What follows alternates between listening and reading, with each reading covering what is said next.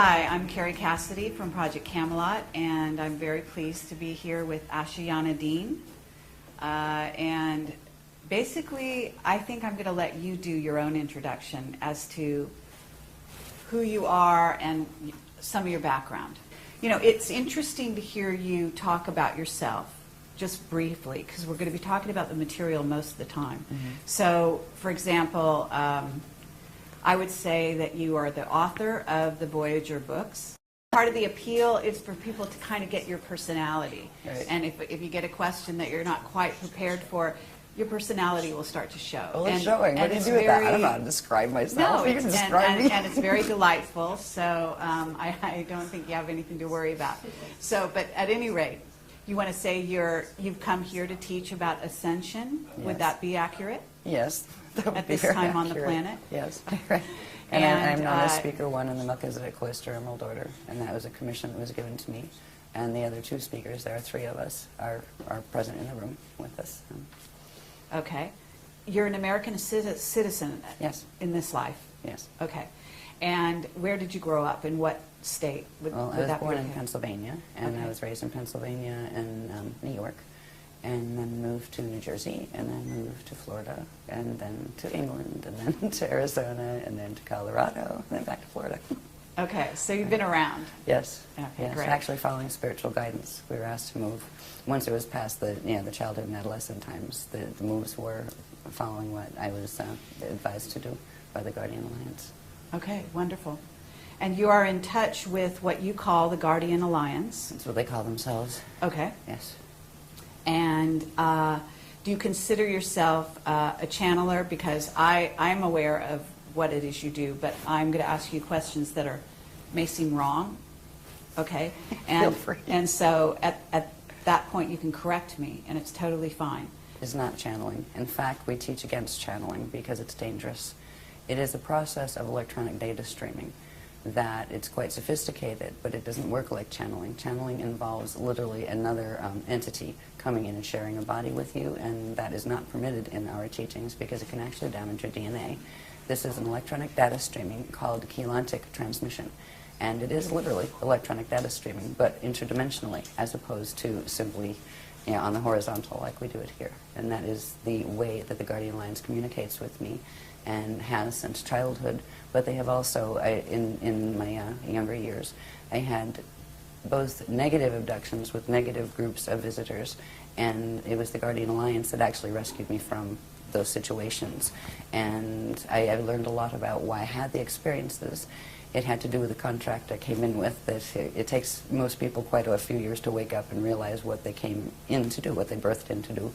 And that was why I had the issues with the with Zetas and things like that when I was in my younger years.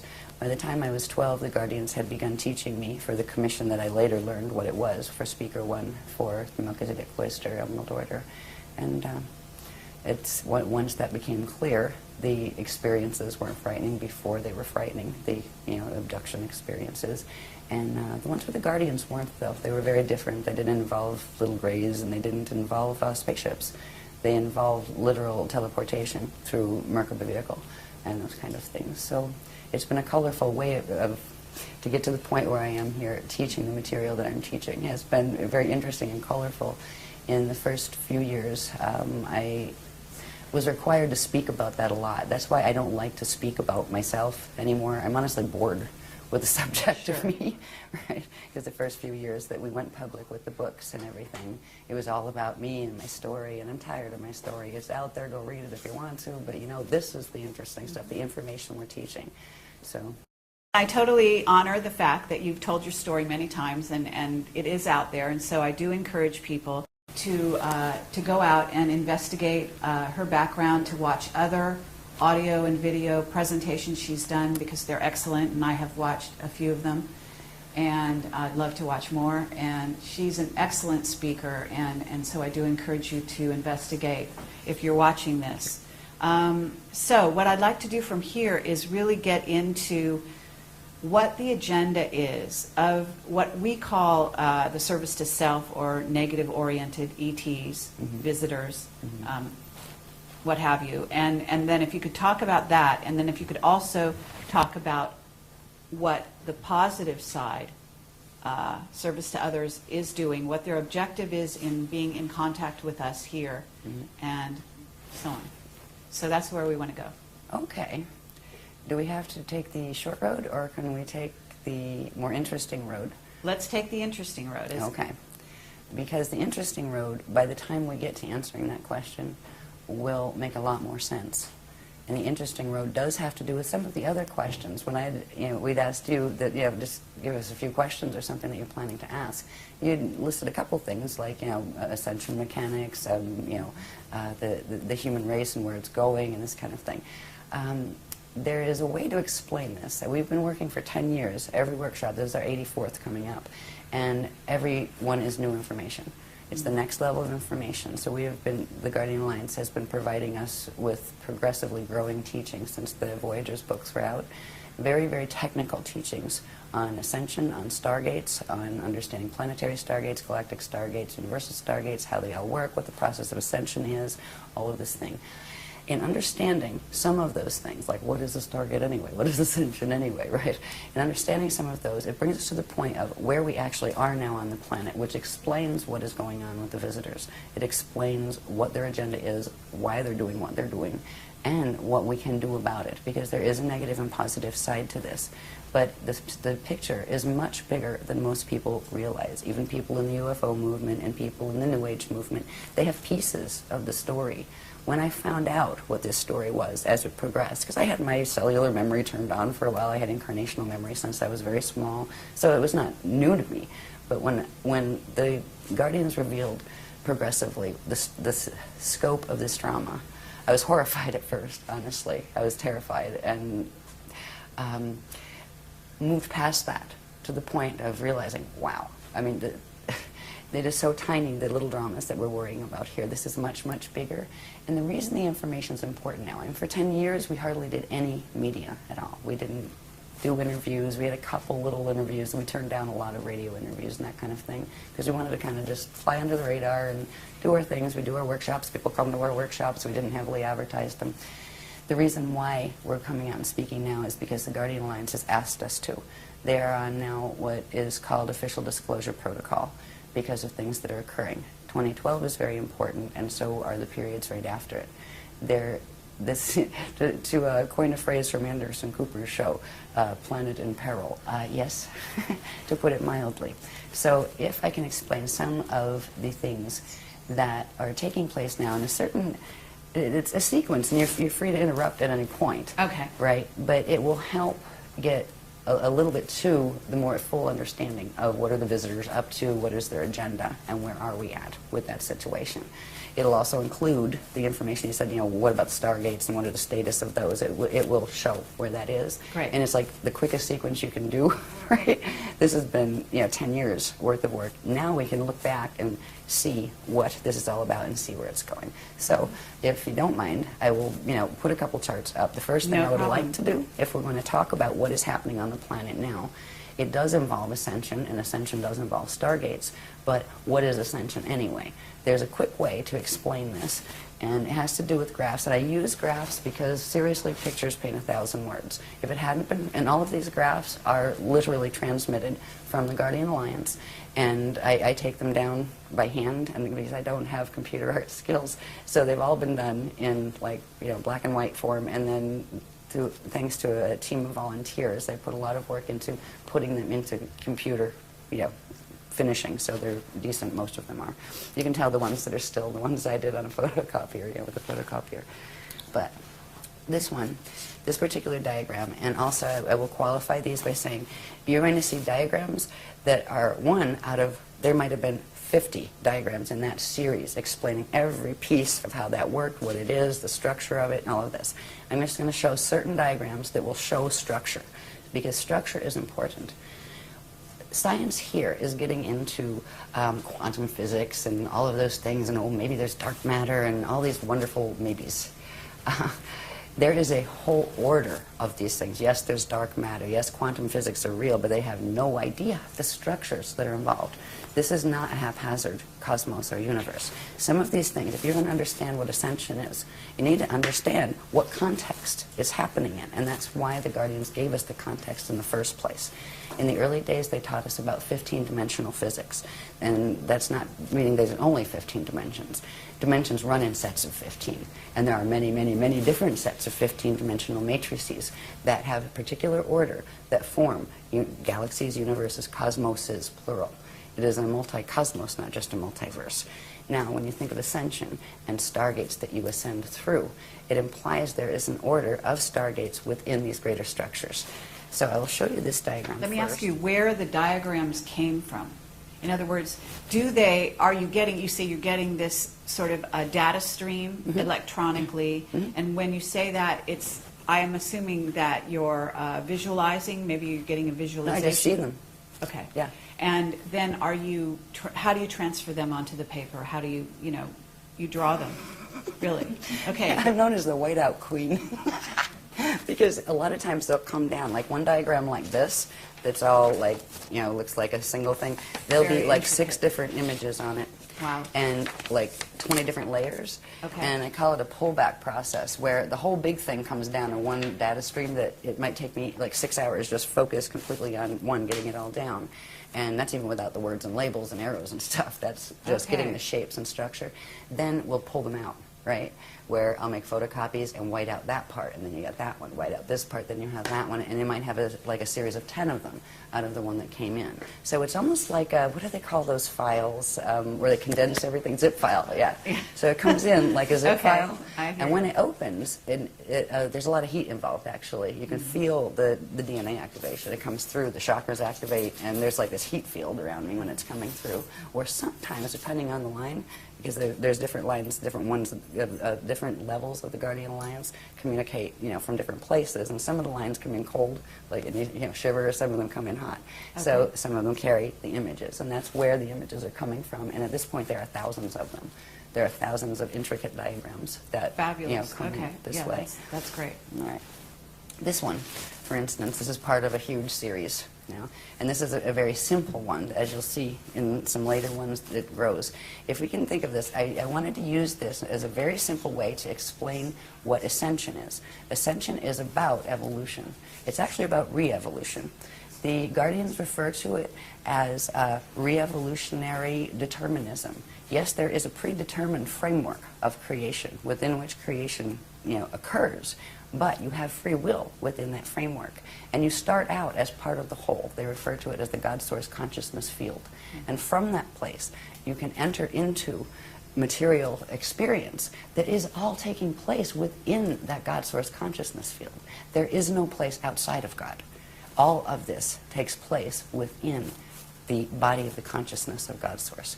They consider the structures in which and through which matter materializes and forms and identities individuate. They consider that part of the manifest body of God Source, and they're talking about the cosmoses being the manifest body. And there is a field of just pure cognition that is beyond that.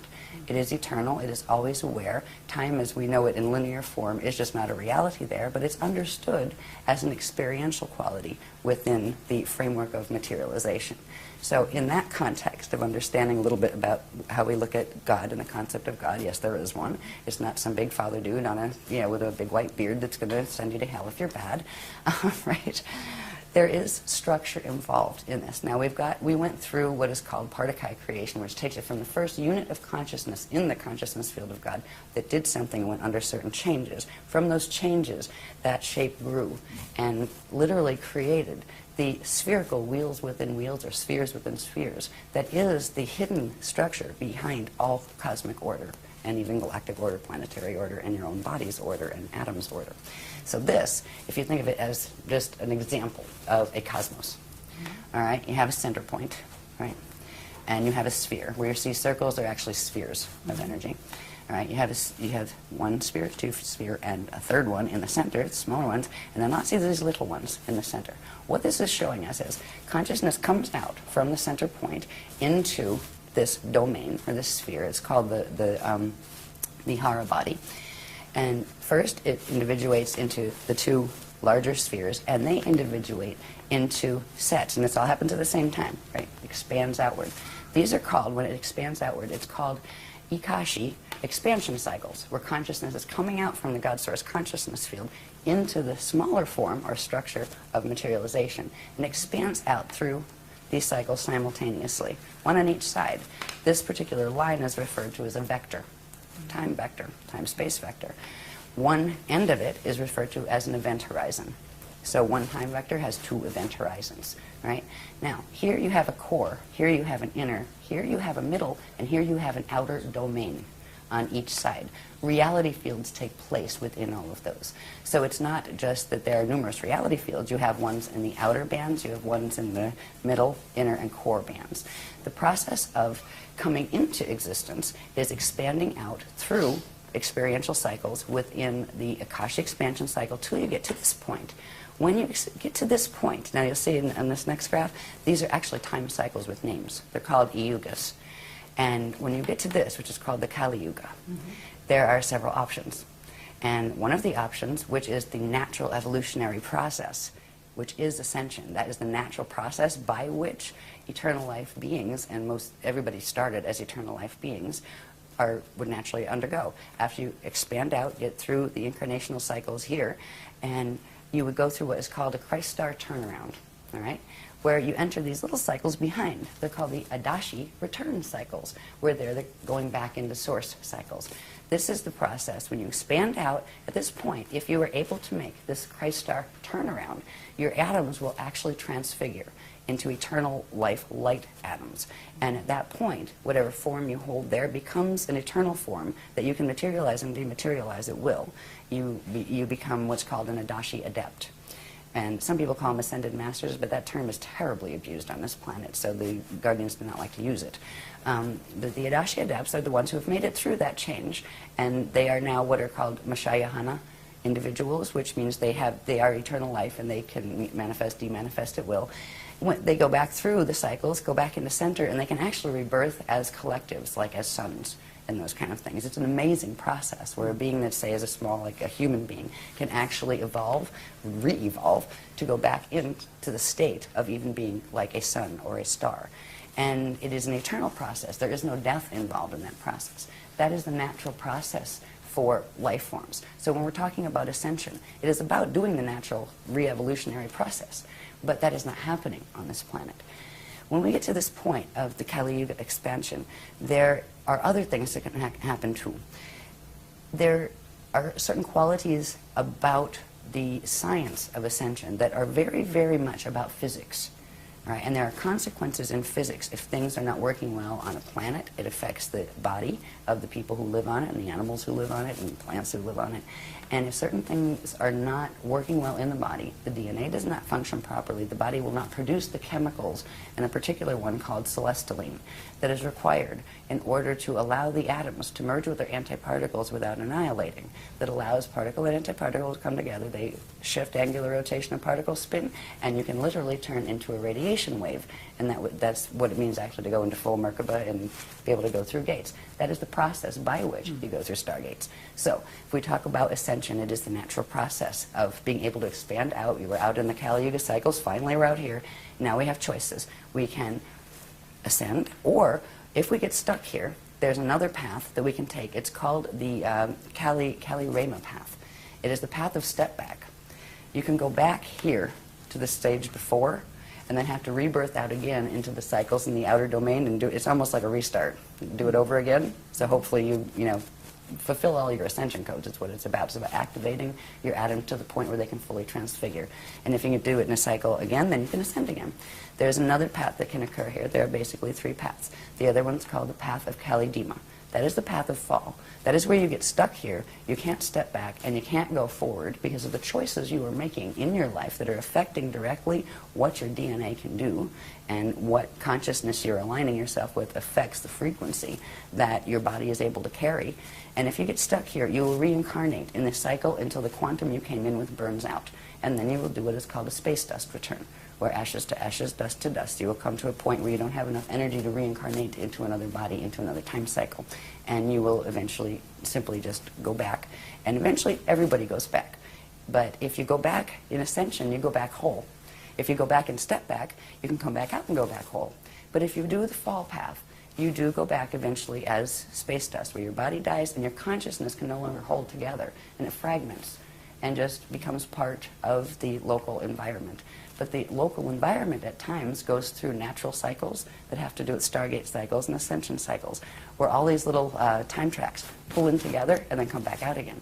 At that point, anything that gets stuck out here gets drawn back into the center. So this is why God's Source doesn't look at it as losing anyone in the fall path.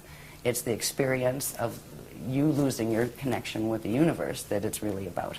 So to get to understanding Stargates and everything, I wanted to explain on this simple diagram about the cycles that we are in, because right now we are in that Kali Yuga cycle, and those three choices are facing us very much now, and more than they might usually, because this planet is in the middle of a drama that people here have forgotten, but they knew during the Atlantean periods. They knew 10,000 years ago what was happening here, and we have forgotten that knowledge. So anyway, let's go to the next diagram. If I spend this long on every one, we're going to be here for 6 years. Yeah.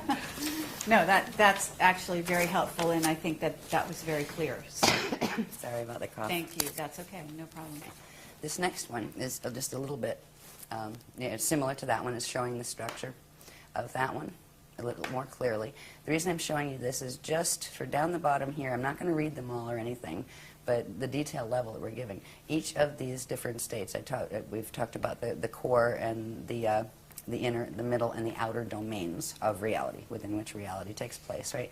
They each have a different state of matter, a different type of matter, a different density level of matter, and different states of consciousness that go with them. So I just wanted to point that out. So when we see this diagram, we're seeing the three, the Kalihara, it's called the Kalihara system, and we have the Hara bodies, and the space-time structures within the Hara body. So these are large energy structures that you don't see. And you don't even see these. You don't see, you're not walking around in your field counting your little balls, right? But they're there. This structure, the cosmos is created with this structure, but it's much more complex. But when you see it, it implies structure, but also time and evolution. And that is a good way to show the ascension process, where it is you expand out, you go through experiences in the time levels of the time matrix, and then come back in through the Adashi return cycles. So the word Adashi, for instance, is something that is special to us, because we are following the path of Adashi, the path of Christ-star return. When I use the word Christ-star, by the way, or any of the words like Christ, or anything like that, we spell it with a K. It's either K-R-I-S-T, sometimes we use shorthand, or K-R-Y-S-T. There's a reason for that. It's not because we're basing everything on the Bible or anything like that, nothing against the Bible, but it's spelled with a K because that's how it originally was, and what it refers to there's 7 syllables to it. We often will just shorten it to 5. It's the first 7 audible sound tones of creation, and they are ka, ra, ya, sa, ta, ha, la. And we also often just shorten it to, ka, ya, ra, sa, ta, Christ, right? So that's where we use the word Christ.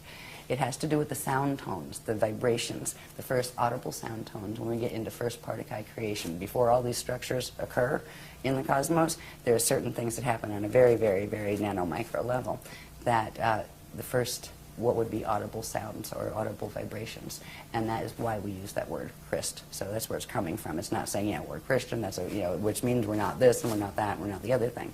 It's something that belongs to everyone, in every language. So anyway, that's just another version of showing the same structure. This is part of a much larger structure and has to do with stargates. So we'll go, because what the drama that is happening on the planet now with the visitors and all of that has to do with stargates. It has to do with Ascension, but it has to do with stargates too, and who's fighting over them. So the next diagram, this is called the Illumiradana spirit body. And the reason I'm going to show you the spirit body structure, this is a diagram that has many purposes, but if you remember that last diagram, this one is a bit more detailed. It is still showing structure. This is a simplified, and each one of these pieces and flows and all of the different elements of this have been analyzed. There's like 100 graphs to this sequence. What it comes with is the structure that is referred to as the Illumiradana spirit body, which is different than your light body structure, different than your atomic body structure. Yeah, it's part of that structure. The cosmos has this too. When you see these little petal things, these are actually flows of energy. Okay? Now think cosmic right? Inside of this, you have those that the Hara ball structures with the time cycles moving in and out of this. But if you notice here, there are 12 points on this. There are 12 petals. Each one of those would have a line running down it that comes out the other side, right? Each would be a vector line. So you're not just dealing with one vector where you have two event horizons. You're dealing with sets of 6 vectors that form 12 event horizons. And there's more than that too, but that's the ones you can see in this diagram. The spirit body structure is built on this particular structure, and these flows here, you have some of the outer flows that are called the lotus flows, those later ones in the pink. And then these little things that you can see part of, they actually go all the way down to the core, but then there's another layer of them here and another here. These are called the core flows, or the Navajo flows. The Navajo word has to do with a particular part of the creation cycle that is the first, where the Partakai units, which are the first units of consciousness that materialize, are actually born. It's a word that has to do with the Navajo cycles. So these are called the Navajo core flows. This has to do with stargates. All right, the next one will show you these stargates. Now, if you take the circle away and the ball structures away, and just look at the flows here, again, we have those outer petals, we call them the lotus petals. We call this the living lotus. Okay. All right, and these are the natural core flows of an eternal life creation, which means energy flows out, but it also turns around and comes back. It just doesn't flow out and expand until it destroys itself and burns itself out. That's what science is watching happening to this universe, because it's not functioning normally in our local galaxy. Anyway, stargates. These structures, these flows, now this applies to a cosmos, it applies to a galaxy, it applies to a planet.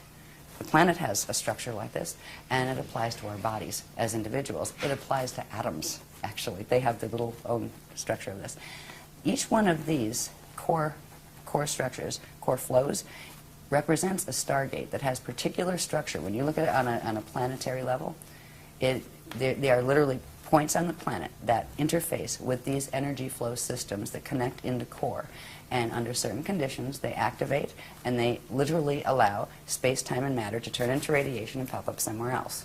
They are passageways. So you're talking about 12 major stargates? There are 12.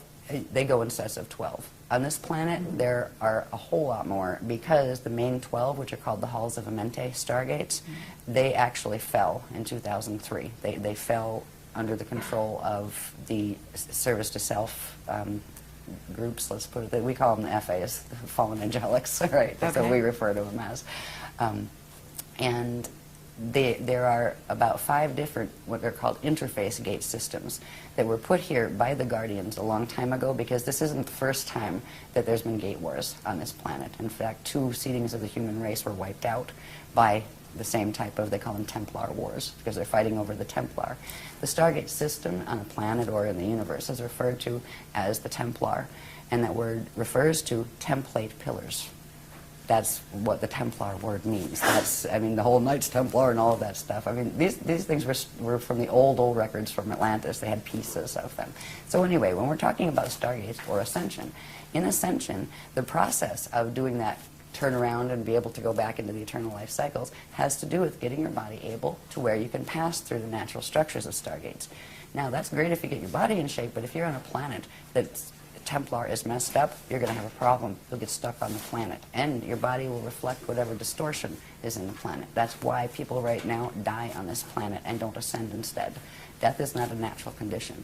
It occurs on planets that have a distortion in their stargate structure, where the natural flows are not occurring, which creates distortions in the biological forms on that planet. So we have been locked into this planet. This has been a prison planet for at least 13,000 years. And actually, we went further back than that, but there were little bits of times where the gates were working properly. This is the first time. Why everything's coming to a head right now is because it was known in 22,326 BC, which was the last stargate opening cycle, and that one failed, that this would be the next one. They knew this time period would be the next one because there's a specific time frame in which the gates open, and they stay open for a period of time and then they close again. That's why it's all coming to a head again. Okay, so but when you're saying the gates are going to open, you're talking about the 12 that have been taken over, so to speak. Those, I'm assuming, are not going to open. Oh, yeah, they're opening them. They're going to be open. And open. we're opening the others. the Guardians are opening the others. Okay, even though they were taken over, they're able to go in and open them. Oh yeah, they open them into the black hole wormhole systems. Oh, into an, okay. Yeah. Well, you can That's still not a good use place. them, except it takes you into fall systems. Right. Yeah. So, and that is so what is there has happening to be on this alternate stargates that are going to be used. planet. And that is what we have been helping the Guardians actually bring. You have to. They need to be activated. They're very old, dormant systems, but they're rescue systems. Okay. And at this point, the reason why the Guardians are even speaking publicly about this information in interviews is because in I think it was March 25th of 2007, something occurred in the solar system that just shut the program down. We are on a 200-year evac program, period. And that's it. The gates are closing permanently. The gates are closing in this galaxy permanently in 200 years. When you say something happened in the galaxy, can you explain a little more? I'll get to that. Okay. Yeah, Okay, well, there's some great. other diagrams for that one. Yeah. This is looking at one of those core flows, just its structure, and there's a pillar, a chamber inside of this. There's Merkaba fields that activate, which we'll deal with later if you want to see some of those pictures. But this is one of the Navajo core flow gates. Now, the other ones that aren't shown on here that look like the lotus petals, they're usually the flows that when a stellar activation cycle happens, they're usually the only ones that open because they will take you to the next density level up or even 2 densities up. They'll give you vertical ascension, but not diagonal or going back in and back out again. They're very limited actually in their capacity, but you can still ascend through them. When the planet, and the only time they open these is if they are seeding a new race on the planet or if they are evacuating a race on the planet. And these core gates are opening on the planet because this is an evacuation. We have a 200-year warning because something happened with the sun that is it's not going to be, one is not going to be able to live on this planet by about 2976. And it's going to be before that, actually, but that's when it explodes from what they said. We're in a timeline, and we're stuck in a timeline. Voyager's mentioned it, that if we didn't make certain changes with the stellar activation cycle and reach a certain level, we were going to get dragged into a probability alignment in which the planet literally exploded because of the mechanics that were occurring with the Zetas and different intruder races, and that is a probability line we got stuck in, and that's why we are on an evac order, and that's why we're speaking about it publicly. There are things we can do. It's not like, oh, the world is ending. No, in fact, this is really good because what could have happened in 2012 isn't going to, but there's certain ones that really want these things to happen, and I will talk about those a little bit in a little while. But this is the core gate structure. And it's it's very detailed. I just really put these up not to read every little thing to you, to let you know and to let the public know that they are there and the sophistication of this material. This is why I talk about me. I'm not important.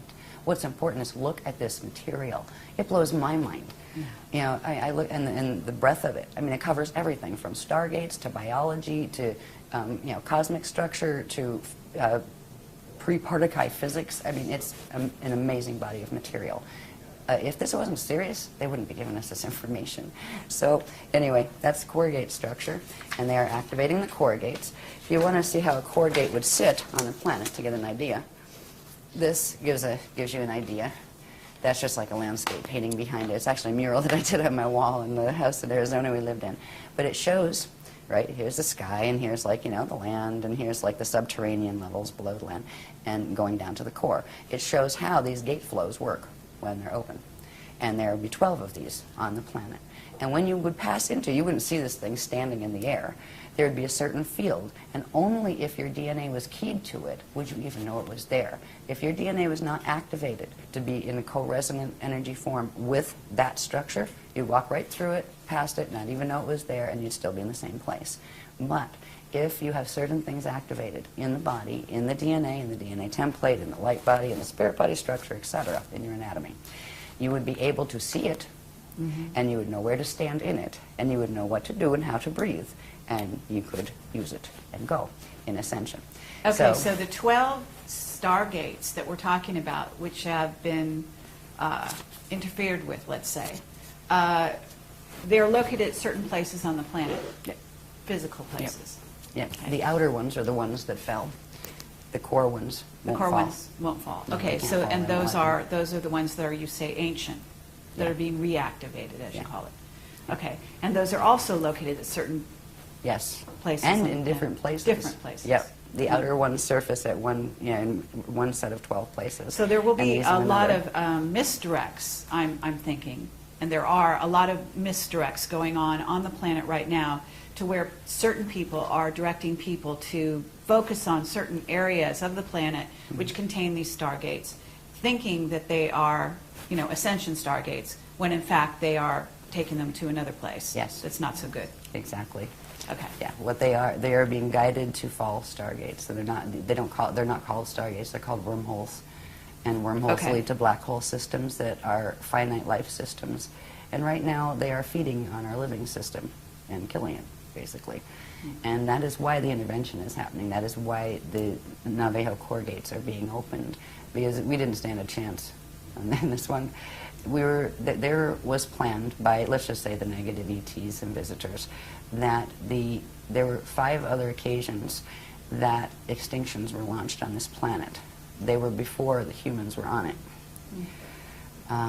This was going to be the 6th extinction, and it was scheduled for 2012. And because of what the Guardians are doing, that is not going to happen. We're not fighting with anyone.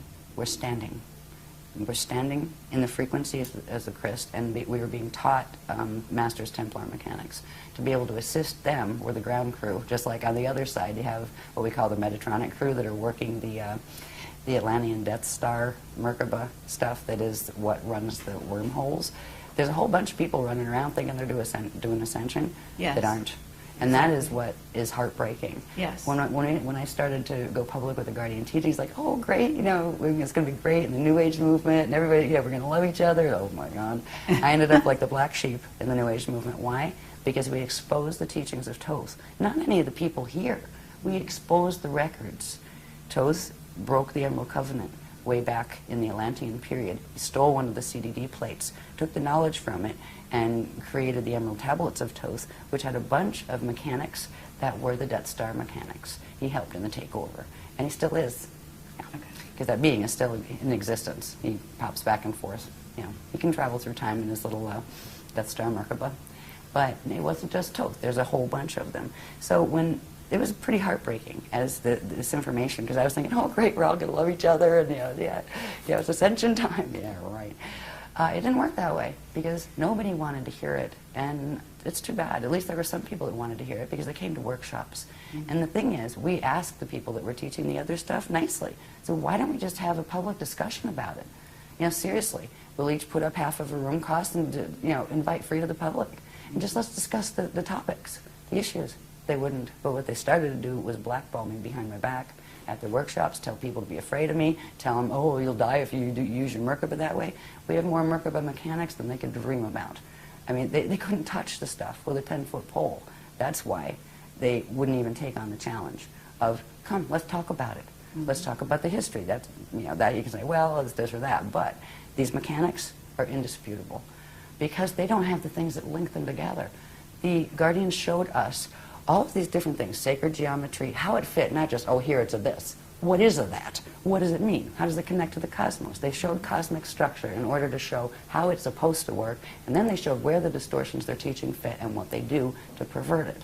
So it's been very intense since we came out with the work, and it hasn't changed. But there's a group of us that just resonate with this and go, wow. Yeah, just wow. Okay, no problem. Like, well, that's one of the reasons I'm here. And, I'm aware of the distortions out there. I'm aware of the attacks and so on and so forth. And again, I have to say that people need to really go into their hearts.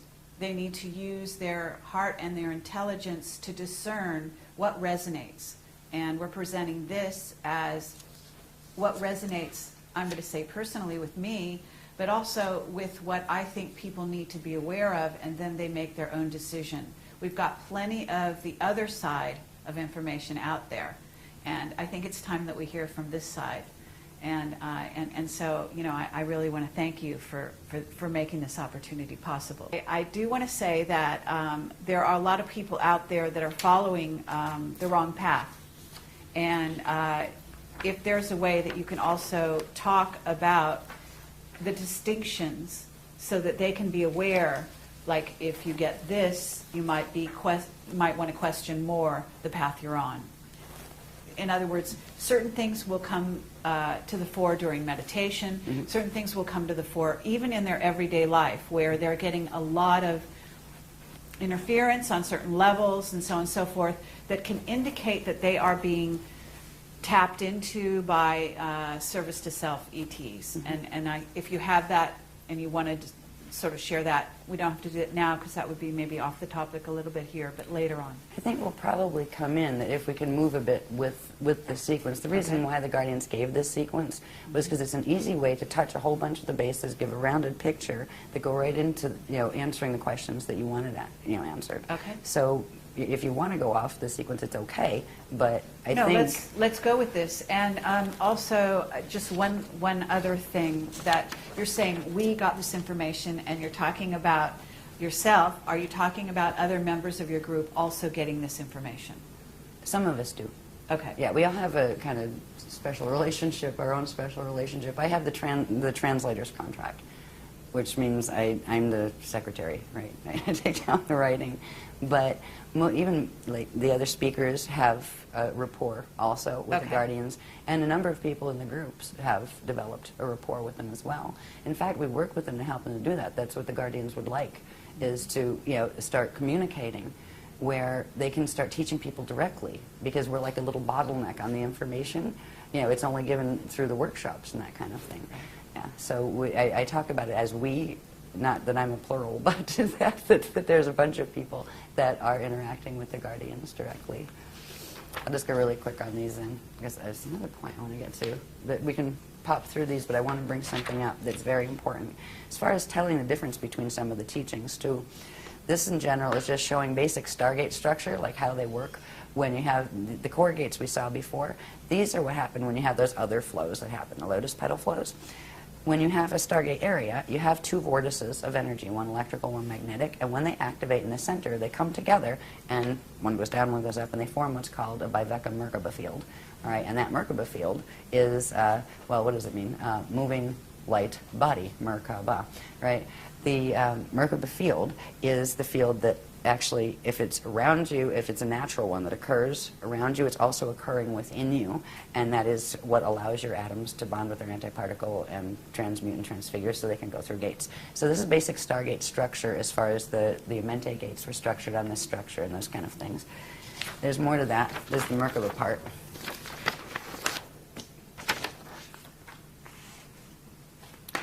All right, there's the two vortices, right? And this is when they come together to form a Merkaba field. Now, this is a Merkaba field that's just done with vortices. These get more specific where they have fins, where they're actually like three-sided pyramids that move through each other.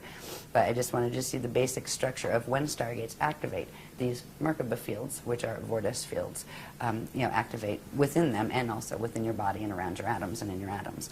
This thing here is something that I would like to point out. This is called a Kathara grid. Light, sound, one, Kathara. It is literally the radiation template upon which everything in the eternal life systems are structured. It is the first creation template, and it has very, very specific proportions. Some people say, oh, it's a tree of life, but actually, if you look at it, it isn't. It's actually the tree of eternal life. When you see something that is different than this, say it has maybe 10 of these centers instead of 12, right? This has 12. Or maybe it's longer and skinnier, or it doesn't have the lines in the same way. What that is a twisted radiation creation template. And it's passed off as a tree of life. In certain teachings, it's actually the tree of artificial life. It goes with what's called the Death Star, Atlantean Merkaba mechanics, the Metatronic mechanics. This is the natural structure of what is called a Kathara grid. And in a minute you'll see how important this is, because literally the structure of the cosmos, of stargates, but all of those structures we saw a little bit of with the circles, the spheres, right? Wherever you see a sphere, it implies we call these the bones. You have the bones and the balls. The bones are the radiation template that is built on Kathara grid. And Kathara grid will always have these proportions. They're very specific proportions in relation to each other. And that is a living template. with that template, and the structures built upon it will be living. Our body structures, we have one that runs through our body that right now is very mutated because of the planet, and we'll see that, a little bit of that later. But we are moving to reactivate the natural imprint. So the cathar grid I wanted you to see because it will help you understand the maps. You're going to understand stargates and wonder where, okay, if I ascend, where am I going? Right? Seriously, like if you're going to leave, where are you going? Do you even have a clue as to what the choices are? They've shown us where these maps go. This is the beginning of understanding maps.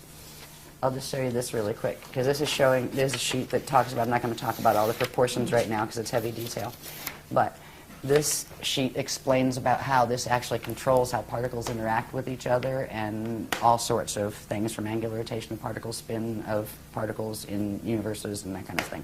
So this is just showing the specific proportions that is very important. So when you see something using as a sacred geometry, this structure that is not built on those proportions, it is actually representative of one of the other teachings that is teaching distorted template mechanics that have to do with wormholes and black holes. All right, so anyway, next one, please. Interesting.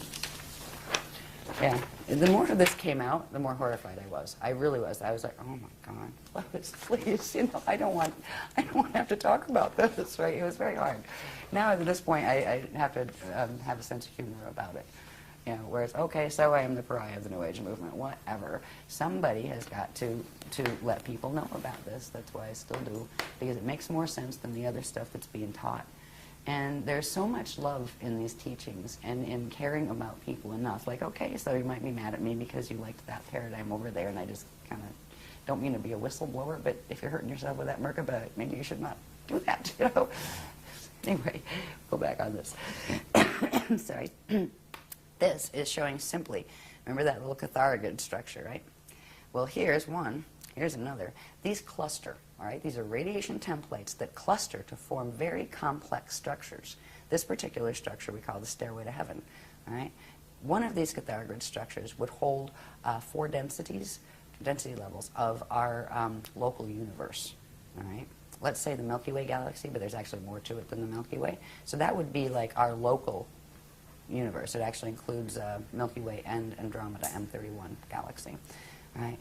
And it's connected to another one. The one at this angle, 90 degrees to it, would be considered as parallel.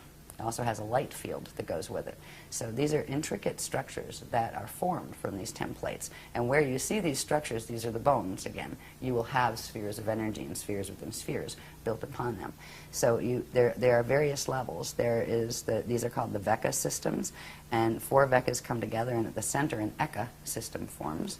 And the Eka systems form a cluster, and they form what's called an Akasha system. Then there's an Akasha A system and Akasha Aya system, and they all form this big cluster that's called the Yukatarista body.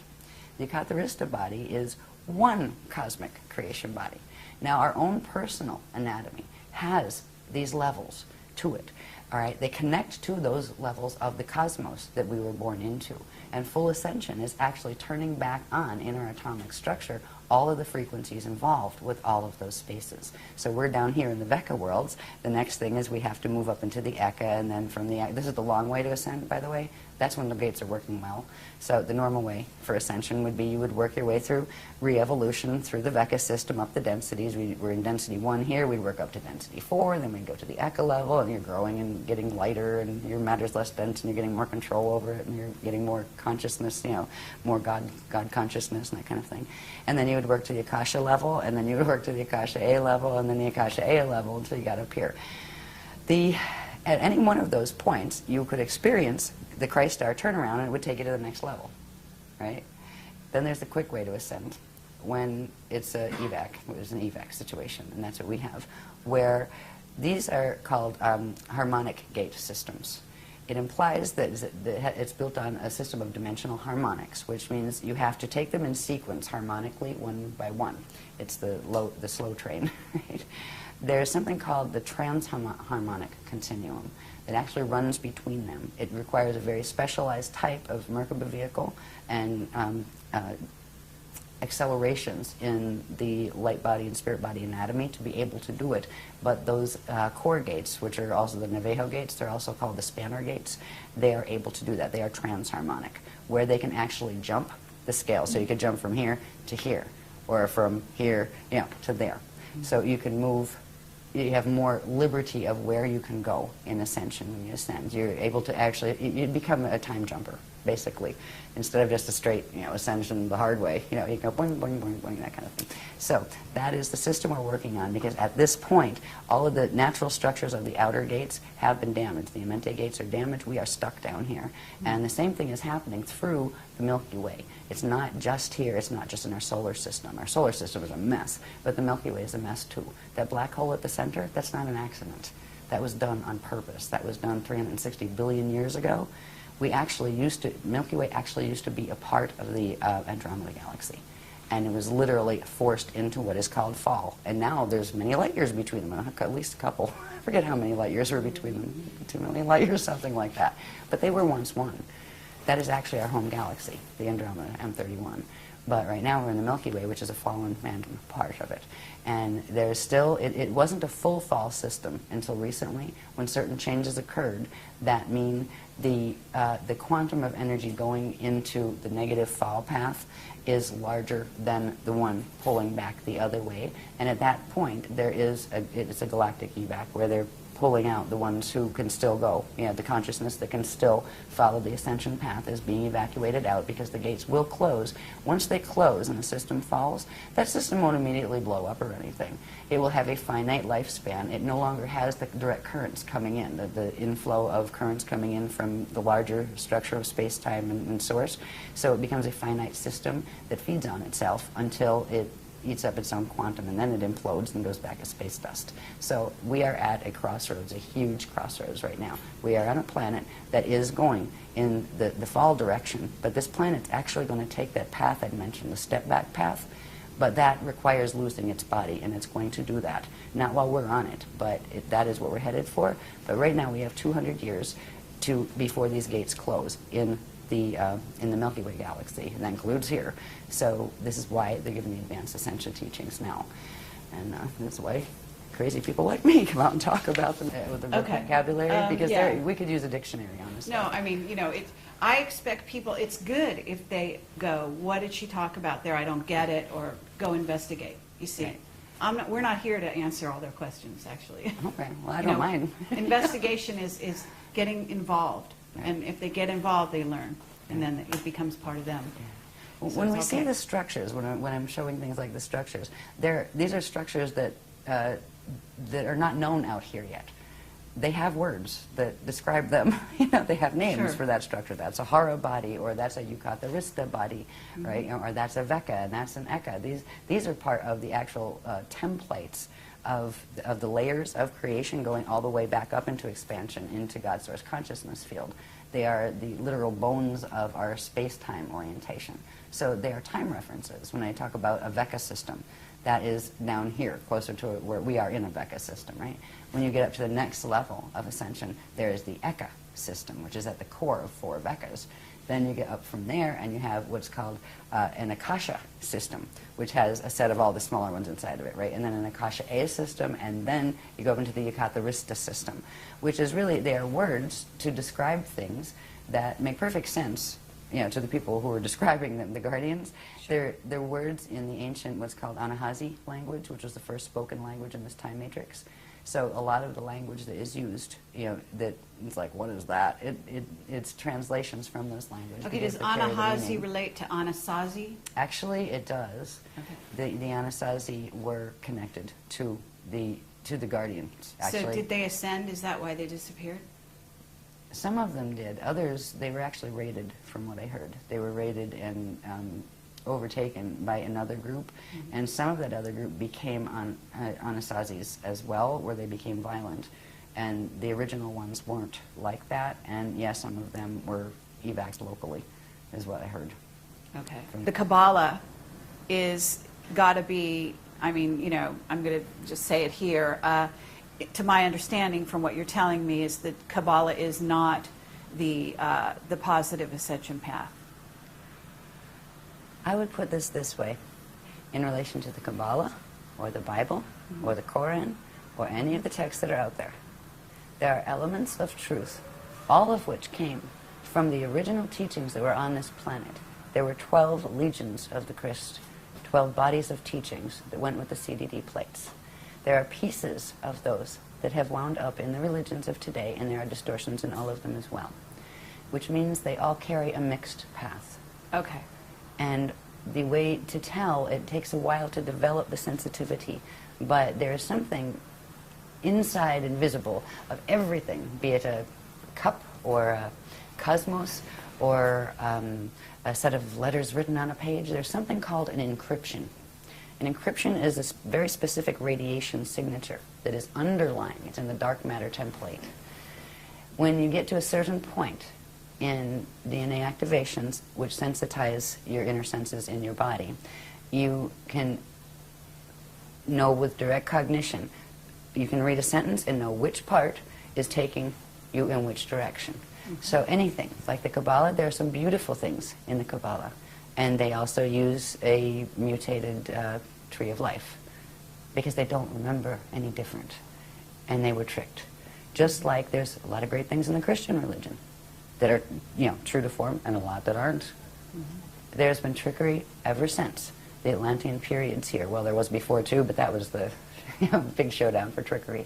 And what we have now are the trickle-down ideas and piecemeal memory and piecemeal history of what could be salvaged from that time. There's a reason we don't remember. We'll get into that a little bit when we get into that stuff I talked about at the end that was important.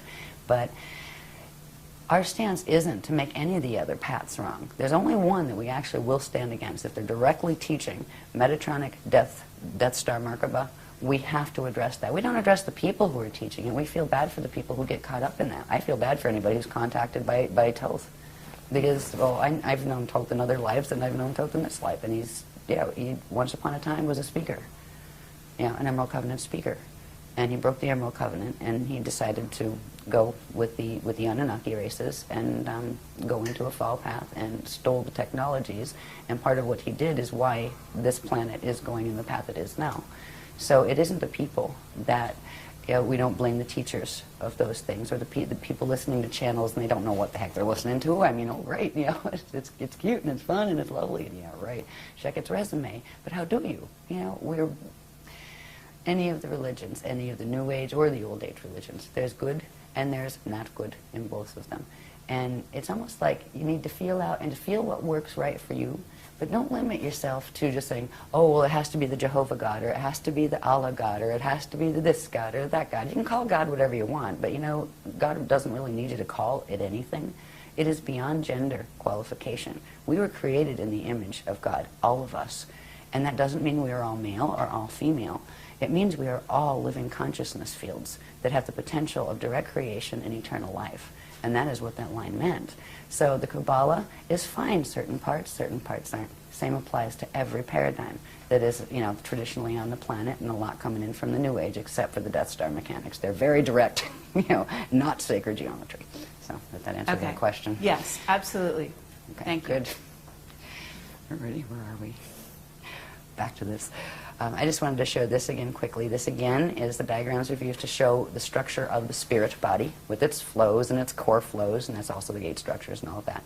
It means that the cosmos has sets of spirit bodies. There's like lots of these embedded within each other, and we also have our spirit body. When I refer to our spirit body as part of our anatomy, it is structured in this same way. Okay?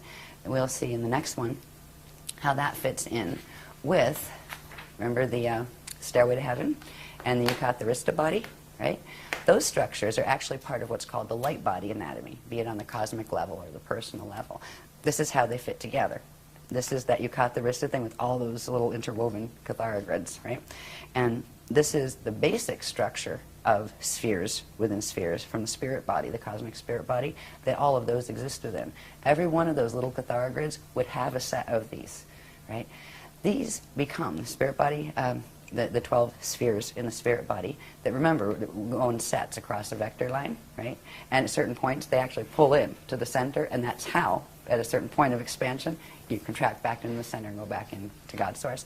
These are actually, this is how the Adashi adepts, the ones who have achieved ascension, actually use these structures as maps. These are literal maps of how they judge. If you are here and you want to go to Cirrus B density 2, right, these are the maps they use to get there. They are the gate interface maps. We can locate ourselves on these maps. There's one that shows exactly where we are in the Milky Way galaxy, because we're actually M31 galaxy, but we're a part that's twisted off but still connected to it energetically. We can show our location and also show the locations where the black hole systems are that are interfacing here, that are messing with us now, and where the main guardian groups are coming from and where they're helping us. So these are literally maps. These maps then translate into, these are all probability fields. So you might have one, say, galaxy, and it's 12 different probable expressions. And they all of these are spinning, right? And they interface with each other all of the time. So they're like bubbles within bubbles that don't collide and collapse each other. Well, they're not supposed to. If they're doing the Death Star mechanics, they actually do. But there's a natural system of probabilities.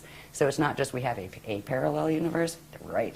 We have many parallel systems and adjacent systems and neighboring systems. And so this is literally the structure of the maps of the cosmos. These are the structures you use. Once, say, you get to the point where you can ascend, well, you have to first of all decide where you want to go, and then where is the map to get there. These are the maps. So I wanted to show you how those structures that are on a small level, our own multidimensional anatomy is structured that way. But on the large level, this is the structure of the maps of the cosmos. There is a structure that science does not know about yet. They have no idea how complex it is.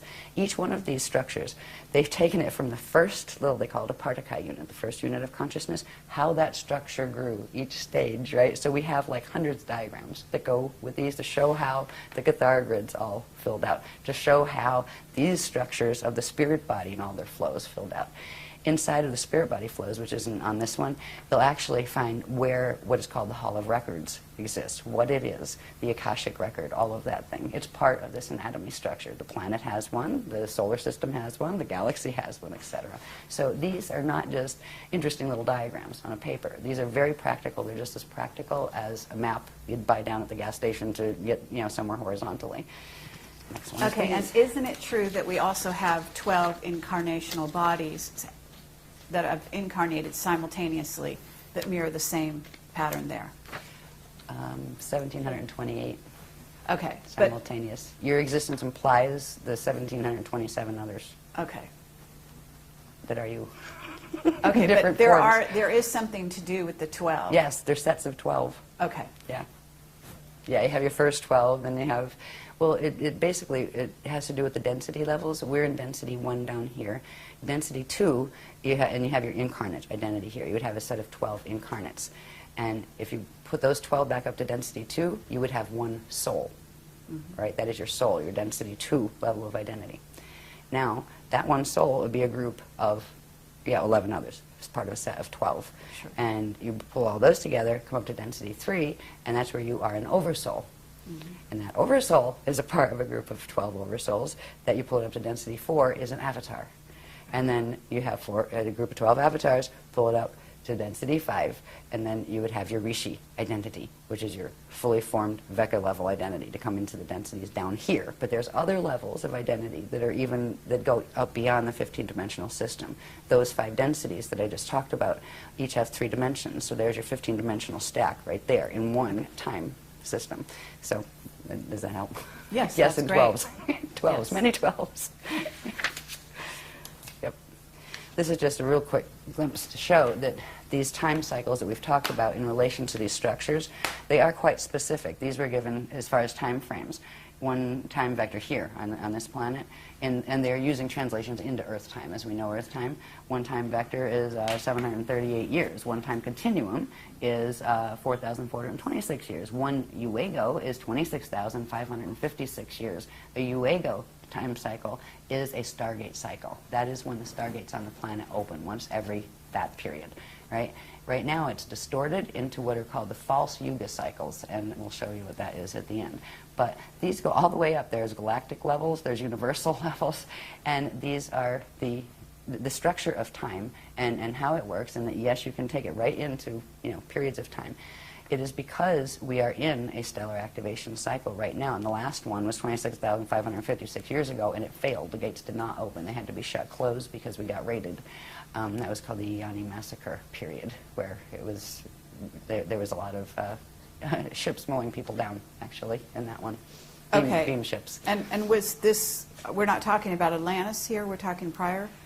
There were several phases of Atlantis. Okay. All right, the last phase of it, the last pieces of it went under in 9558 BC, but way before that, there was Atlantis. There was in seeding 1, there was an Atlantis. In seeding 2, there was an Atlantis.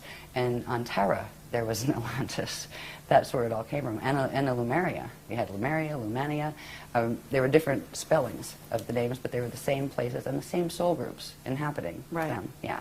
So this was like the 9558 BC period, the last period, that was like the late Atlantean period. So Okay. there was a lot of Atlantis period anyway. But these Stargate cycles, this is the cycle that our gates open on. This planet's gates are supposed to open on the 26,556-year cycle. It's now been shortened because of what they're doing to the planetary grids and the Stargates and the Templar to what's called the false Yuga cycles, which is plugged into the precessions of the equinox, which is not natural. And we'll look at what that is about and when that started, because that really came into fore about 13,000 years ago, when a major victory on, and this was an Atlantean drama, a major victory on just, let's say, the dark agenda side had occurred. They created something called the Toral Rift. It is a time rip. And they literally plugged Earth's Templar into this time rift and knew that when it came to the next stellar activation cycle, they would use it to draw Earth in. It's not just Earth they're after. Earth connects still to its corresponding planet, or star actually, in M31 that is called Eartha. There is still a direct energetic link between the gates. They're after M31 as well. So it's much bigger drama than people here realize. They're not just after little Earth. Earth has always been a fighting place because of its connection to the larger universe, and because it was connected as part of what was called the Crystal River Host.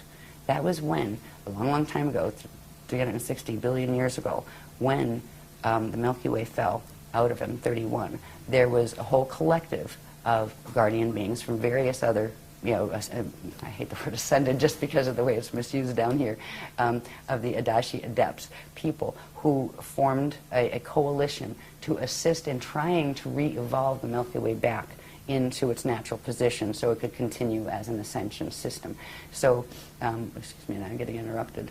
They want me to go somewhere else. Okay, I don't know. Sometimes it'll happen. I'll let you see that. I don't have to let you see that, but I did. All right, they're saying go somewhere else for now. We'll come back to that. Okay, anyway. So they don't want me to talk about galactic history yet. Okay. Yeah, I get that sometimes, even when I'm on stage. Okay, where I'll just get a little, hello. Okay. Why are you saying, what is their motivation? And if you want to put this question off till later, we can do that. But what you're saying, they were after Earth. They were after Earth, and they were after it because of its connection with the larger universe. So why? What is their motivation for taking us down, for closing it off and making it a finite system? Right. What is the core objective? Food. They're in a black hole system that has fallen. Because of the nature of the physics dynamics involved with creation, the way eternal life creation works, is when a thing falls, it loses its connection to the inflow and backflow of energy from the source consciousness field, which means it gets left with only the quantum it had when it fell. Now, everything is spinning. That takes energy. It uses up its energy, and if it doesn't suction energy off something else, it will implode and go back to space dust return, which is what a system was meant to do, so nobody gets stuck and everybody gets to go home, either as space dust or, whole through ascension, whichever, at least you go home. These groups that have adopted the false creation, they've tried to recreate the creation because they didn't like the consequence their own choices brought to them in relation to the physics reactions to the actions they took. They ended up in a false system, and they wouldn't face the reality that, you can make peace with that. Even if you're in a false system, you can say, well, you know what, that was pretty dumb to get ourselves into that, but we're here and we can handle ourselves with grace. We can still love creation. We can still act in loving ways. They decided instead it would be more interesting to keep themselves alive by using a vampire technology. They're going after it for quantum food, to feed their system. If they can harness this system, literally the entire quantum of energy that is in the system will be drawn into their black hole system, which will give their whole system more life. So they're postponing the inevitable But they keep using these technologies to do that, and they prey on living systems. But there is a point in time where that backfires, and they're getting very close to that point too. So anyway, that is the core motivation. Okay. It's not that anybody's mad at anybody else, or they're fighting over this toy or that toy. This is big. They're fighting over survival, and they feel that they have to kill the living systems in order to have that energy as food, period. And that becomes the most important obsession for them. And it is a twisted thinking. When a being gets that far into de-evolution, where it really has no remorse, they don't have what you'd call emotional bodies like we do anymore. They don't care. They just take. And they don't care about giving. They don't think about that. And they don't want to hear it. You can't rationalize with a certain level of fall consciousness. So that is what we're dealing with. And that is why. It is a very large story. But it's really not very personal story. You know, it's like, don't take it personally. Do you take it personally if you're swimming and a shark rips off your leg? It's a shark. Sure. You had a leg. It swam by. I mean, you know, are you going to hate the shark? It's just doing what its instinct moves it to do. And that's kind of like what is happening here. So that's how I've been taught to look at it. And I'm at peace with it. I don't like it, but I'm at peace with it in that regard. But I will stand for the things that, for me, that mean most to me. And I believe in the loving creator God source field, and I believe in being fair to people, and I believe in telling the truth even if it's hard, and I believe in facing the truth even if you'd rather pretend it wasn't there, and dealing with it and taking it forward from there. So anyway, those consciousness don't think like that. But that's what it means for me when I say, you know, we stand in the Christ. That's what it means. It's not fighting with these beings. You know, I mean, you can do that, but they're just engaging your energy anyway. But we do have to stand and work the gates here. Somebody has got to take care of the remaining gate potentials here so the consciousness can evacuate out within the next 200 years that is going on the upward swing. So, is that good enough? Okay, yeah. Very good. Tangents. So this is just showing the time, like there are literal translations into Earth time. And this would apply, like you could go sit on Venus or something, and then you could translate them into Venus time, which would be different because time has to do with how fast things spin and all of that. You know, like, yeah, never mind. Physics of you know, how long your day is and your sidereal time and all that crazy stuff that I don't like. With all the structures and processes that we've learned that have to do with that structure of the spirit body and its hara centers, which are the probability structures that at certain periods pull in, right? And that's an ascension cycle when they actually pull in, and then a new creation comes back out. There are ways to track those cycles. There are ways to track from the point of conception onward how your body grows in cycles. And there are also ways to track an evacuation cycle, and they all can use this diagram. This diagram has to do with octants and specific ways the energy is divided up and within those structures that we've looked at. And this is just showing, it's called the loadout schedule from 2008 to 333 AD cycle. Now, it doesn't mean we get this, the gates are going to be open here until 333 AD. They're going to close over here in 2230. That is when the gate systems here close. But this is actually showing that, okay, once you get through here, there's certain stages. We made it through what was called the Kalihara celebration. We called it a celebration at the time after certain things happened in 2007. As we moved into 2008, if we did not hit on this planet a certain level of core vibration, we would have gone into fall right there. We would not have been able to hold a host. All the gates would have shut except the fall gates, and we would have all been stuck, and it would have, well, we'd all been extinct in 2012. That was the other side's plan. But we did make the vibration for the Kalihara, which allowed us to pick up into the host, which is called the Crystal River host. This has to do with a stream of energy currents that are coming in from a matrix that I'll show you later on the maps that are the high level of the Guardian Alliance. They're like the ones that wrote the books originally. They're like the small layers from our matrix. These are massive Ashayanic beings, and that means they're the eternal life beings, the ones who've gone through the Adashi return cycles, and so they're. Anyway, we were able to pick up the host, the planet was, where it could anchor those frequencies as long as there was somebody here to anchor it, and that is what our groups have been doing. We are, I mean, our bodies are energy, everybody's bodies are energy, and we're all anchoring something. And right now, the planet, most of it is anchoring the Metatronic currents. And there's a few people that just because they happen to have the DNA codes that they are connected with the Christ and don't know it, are just, going about their little lives, but anchoring it, the good currents anyway. But there are, I'm not aware of any other groups that are working at all with the Krystic energies as far as the grid works they're doing. So we go around and we do grid work, and very specific grid work. You see these type of diagrams? Well, when we go to do like grid work someplace, we know what a vortice is, right? We know where to go. We know this information. We don't just go, play like a planetary guardian like a lot of people do, unfortunately. Mm-hmm. People that are inadvertently anchoring the negative currents and opening gate sites on the the wormhole codes because they don't know, because nobody taught them the difference between them. So anyway, we made this into this cycle, and this is good, because if we didn't, it would have been all over in 2012. But we passed the Kalihara cycle. We're in this cycle period right here, right now, which we haven't come to the center point yet. That'll be 2027 when we hit this point in the cycle. There are certain energy changes that take place here, certain accretion cycles. Now, it means energy coming in cycles, right? These are accretion cycles where energy pulls in to a certain point. There are certain things that happen in each of these stages. So we are right here in this stage. This is the first stage of what's called the Kali Krista cycle. This is what they call this one, the Barda phase. And then over here, there's the Masha phase, I believe, and that's where you get the Ashayana word from. And the word Messiah was twisted from that word, the Ashayana word, in the ancient Atlantean teachings. That's an Anahazi word having to do with this cycle. And it's related. Is it related somewhat to Mahayana, Mahabharata? Yes. Yes. Very much. In fact, a lot of the Mahabharata texts were some of the remnants that had come up from the Mahabharata texts that were the translations of the CDD plates much earlier. Yeah. So anyway, we have to this point, when we get over here, that is 2047. I don't have it marked on this one, but this would be the point in this cycle. It would be 2047. And this is where something called an infold happens, where when we go back to remembering the vector line with the hara bodies on it, right?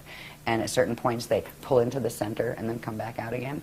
That is going to occur with the energy systems literally in the parts of this galaxy that can hold the host, including Earth, including our own fields. So right now we're making it through this part of the cycle. There's certain changes that will happen here. This is a point, that middle point, during which something called the Bardo chambers open. Now, the Bardo chambers, it can be a pleasant thing, or it can be a time when people evac the quickest way possible. And we are still looking at the potentiality of there could be major Earth changes that occur during this period. And that's and at this point, it's like if we get that far, because what's happening between now and 2012 is pretty rough. And what some of the other ones, like those who make wings, have planned for 2019 isn't too pretty either. So we're trying to help keep the grid stable and the consciousness stable just by working energy, as opposed to trying to go out and preach on anything. We teach what we teach. But there are this is a really bumpy period we're going through here because of what the service to self ones are doing. And they are seriously just trying to use this. They're trying to take our planet, forget about us, they don't care. They were planning to exterminate us in 2012 and just use it as torque to drag a whole larger system into feed their black hole. So when you have an objective like that, you really don't care. They don't care how many people are lost, but the Guardians do, and that's why we're still here. So we're moving through this period now. We're probably somewhere right about here, because this will be 2027. There's some rough spots coming in 2019 and 2022. And also we are in the middle, well, not quite the middle, but in March of, I think it was March 25th, 2007, there were certain things that a particular group of the Raider races called the Borgia that are connected with the Thetans. They kind of work together. They're on the negative side. They're part of the groups that are fighting over who's going to control this beast machine, this Death Star Merkaba here. They did something with the solar gates at the core of the sun, and they forced closed what is called the prana seed. Now, the prana seed has to do with sophisticated anatomy. We all have one, and so do planets and galaxies. When a prana seed closes, it forces the Bardo, and which means it forces the beginning of the death cycle. And our sun is dying as of that point. That doesn't mean it's immediately going to die. There are 15 layers of the dark matter template called the Rasha body that need to separate from the physical matter body. That will be done in 2022. Now there is a gamma burst that is released, and right now it's being buffered every time one of those, they call them ring waves, solar ring waves, releases. And they will get stronger as it goes into the higher levels of the rings, the higher numbers of those 15. And 15 comes in 2022. So, so far so good. We haven't had any major gamma bursts, that, solar flares that wiped everything out. But these are other potentials that we are looking at as well. Okay. As well as earthquakes and the usual stuff that end times dramas bring. Gosh. But it's not as bad as a lot of the things that some of the other people are teaching. I've heard certain people say that, oh, well, we won't even be here by 2013. Yeah, that's one of the Death Star people. Right. Okay. So I'd love to have a public debate about that one, Mr. So-and-so. Yeah, it would be great to do that. We invited that person. I think you know who I'm referring to. Yes. Yeah, years ago. I see. Yeah. Interesting. So anyway, this is showing the cycle. There are certain different things that happen in this amazing structure of the planetary, solar, galactic, and universal spirit body and light body structures. It's a very specific process that is involved with Christ star evolution, which is going into that where you fulfill the meaning accrete, or bring in all of the frequencies in the template that you needed to make that Adashi turnaround, where you can immortalize your atoms and go into the eternal life, going back cycles. And planets and solar systems and galaxies can do that too. So there's a portion of this system, this galaxy system, that can still do that with the extra frequency that is being added by that host system that is called the Aquarian matrix. And it's actually, the Aquarian matrix is, they have the prototypes of what the humans here were actually designed on. The genetic prototypes were from there, even though we weren't directly from the Aquarian system. We were from M31 and from this particular universe, once the Milky Way, once it fell.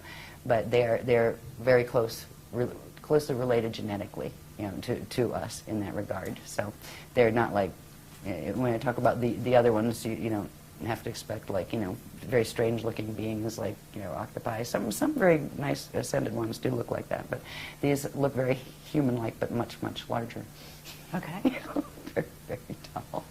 Yeah. Anyway, so this is the cycle we're in at the moment. Now, this one's good. This will show a little bit. This is how we can start understanding these as maps. Yeah. That's a pretty colored one. I'm so glad people cared to take my black and white messes, right, like these, and do them properly on the computer. This again is just showing the bones, or the interwoven Cathara grids, right, of the Yucatharista body, which is like one cosmic body, right. Down here, Aquinas, Akasha matrix. We're down in here. Aquinas is actually the name of M31. That's the official name as far as the ancient records go and all of that. Okay. And we're we were the Aquinas universe. They call it universal system, and we call it the M31 Andromeda galaxy, but it's actually the Aquinas universe. Now we're located down here. Up here is the Aquarian Akasha matrix, right up here. So we're down here, and they're up in this section. So it's literally showing the relationships, like, okay, one lives over here, and one lives in, Pennsylvania, one's in California, that kind of thing. And there's another one, there's a black hole system, a fall system right here that's called the Weaselay system. And what's interesting about this whole creation is falls can happen where part of the spherical structures of that system literally no longer are energetically connected to the grid. They still hang in the grid, but they're cut off from it. They can only happen on the Veka and the Eka levels. A whole Akasha can't fall. Once you get to the Akasha layer, none of those other layers can fall. And it's just a different type of existence where you don't worry about the polarity dramas that end up in falls and things. So, but this shows us where we're here. The ones that are helping us here, this is they call it a it's an eternal matrix. That the purpose they choose to stay in incarnation or stay in existence is to kind of play the helpers for any of the other systems that do need ones to go in, where they've actually they live by a let my will be thy will as far as source goes, and they want nothing other than to fulfill what Source's intention is, which is a loving intention and an assisting intention. So they find their joy in being of service to assisting the evolutions in the lower matrices, and they hold these frequencies pure. Their systems stay pure enough where they can actually send currents in and help systems or hold them up so they don't fall, and that's what they're doing with our system right now. This little red one right here, that's our parallel, our immediate parallel system on this level. And this one is a black hole system. All right, the parallels of fall. We have a parallel Earth, and that finally finished falling in 2003. We have a parallel Milky Way that is a mess, and it's called the Alpha system. That was the first black hole. They look at us as the Omega system. They're the beginning, we're the end. They're planning to pull the two systems together using the Death Star Merkaba mechanics. So this is the locations, anyway, of where who's on first. We're here, over here in the Aquinas. That system, the parallel, is running in here. Our buddies that are helping us with the Crystal River host, sending us energy to literally stop. It's kind of like sending big energy arms down to hold us up, because these guys are pulling so much energy out of us, we would have fallen already. This whole galaxy would have. And then up here, there is another system. This system, the Luisa system, is connected with this one. They've linked through wormholes to the center of their cores, their Eka cores, and created a structure, a system of wormhole structures. One of them is the Yodhe-Vodhe wormhole structure. And any channelings and stuff coming from that stuff, it's coming right out of Weasley and that kind of stuff, and it is a false system. So there's the trickery that is going on here is heartbreaking. It Okay, can you talk is. at all about the dimensional aspects of this? Because certain of these systems are in certain dimensions? No? Certain of these systems aren't in certain dimensions. Because in other words, it seems, well, okay. okay, at least in what's out there, we're talking about four-dimensional beings being, the negative service to self coming in through. Talking about 15-dimensional beings being negative, some of them too. Oh, really? So going up much higher levels than is Yeah. currently thought. Oh, yeah. Okay, because that's interesting that Oh, yeah. you're saying there's a backup. Metatron, for example. Metatron is an entity. It was a Rishi entity, 15-dimensional Rishic identity, and that collective fell. But it was still on the Veka level. All right, when you get up past the Veka levels, because we have our density levels that are inside of a Veka level. Vekas go in sets of 4, and at the center is an Eka. All that stuff is inside of something called an Akasha level. The Akasha level can't fall, but any of the consciousness or the structures below that can. Okay, and what levels of density then are we going down from there? Each set of, each Veka, each Cathara grid, let's say, those little structures that you saw, each of those has like 4 density and implies a 5th density when you cross through the center. Whether you find that Akasha on the lowest densities in the Vekas or up in the highest in the structures of the Yukatharista body where it can't fall, it's all consistently, there are 5 densities and 15 dimensions to each set. They have different types of matter and different density levels of matter. Some are heavier than others and that kind of thing. So, but that part is consistent from the smallest all the way up to the largest. It is just the fineness or the refinement of the matter type changes as you go up into the ones that can't fall. There is a refinement to the energy and the consciousness there that you don't find in the one, in the lower systems, even the best of the lower systems. So that, I think that's how I would answer your question. Okay, and if you get the light beings that manifest here, that are really manifesting, in other words, they really are light beings, what level are they coming from? It depends. Could be anyone. From what level up? There's an old saying that light can deceive, but sound tells the truth. Sound is the vibration, right? Okay. The encryption. Mm-hmm. It's a feel thing. You can have really beautiful light beings that are coming in the form of, that are actually FAs or fallen angelics that are coming to mess with you. You can have really, really ugly ascended ones that are really good. They come from many different levels. We are learning to turn ourselves into light. We are the things that they are teaching us now. We're learning first bilocation, next is translocation, and then eventually you get to do transmigration, but that requires having certain things where you actually aren't trapped by the planetary time cycles anymore. So light beings, where do they come from? Well, they could come from here, You know, they could come from Venus next door. They could come from the highest levels or the lowest levels. There are light beings that come and visit out of the black hole systems, and there are ones that come and visit from the higher levels. So just because it's a light being doesn't mean it's good light. Okay. They've made a distinction. They taught us some very interesting mechanics about the difference of light or radiation signatures, right?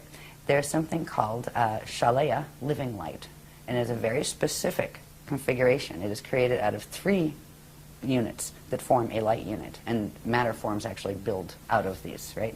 And there is another type of light that forms through using actually the natural light, the organic light that comes from first creation, natural creation, organic creation, is the 3 balls. I don't have one here, but it's like, they call it the trifecta, where it's like 3, 1 ball on top and 2 small ones, and that is what the structure of the light unit is. It has the ability for those the 2 little bottom balls to phase in and out like this and spark when they do. So it can generate its own quantum. So it's eternal, right? There's another type of light that is not organically occurring. It occurs by bending the natural laws of physics and using the various forms of the Death Star Merkaba mechanics. And that is called the Shona light field. And it is a dead light field. And it is made of, they call it the Vesica Pisces configuration, where it is just 2 light things together, like that, right? 2. And they spin, and they spark, but they have to attach to something in order to feed, or they're finite and their spin actually burns them out until they collapse and fall apart, which means the matter forms that they're built on collapse and fall apart. So they are finite light. And so that is, you know, the light beings. Is it a light being made out of a Shona field, or is it a light being made out of an organic Ashayana field? Same thing with orbs, right? Yes, you can have positive absolutely. and negative orbs. I've met some very nasty orbs in my day when I was younger. I used to run from them. I was terrified of them because they would turn into Zetas, right? Yeah, the red ones you had to look out for with the Zetas. Yeah, I'm not saying all red orbs are Zetas, but yeah, so there's things that can be used. Just because it's a phenomena doesn't mean it's always good or always negative, right?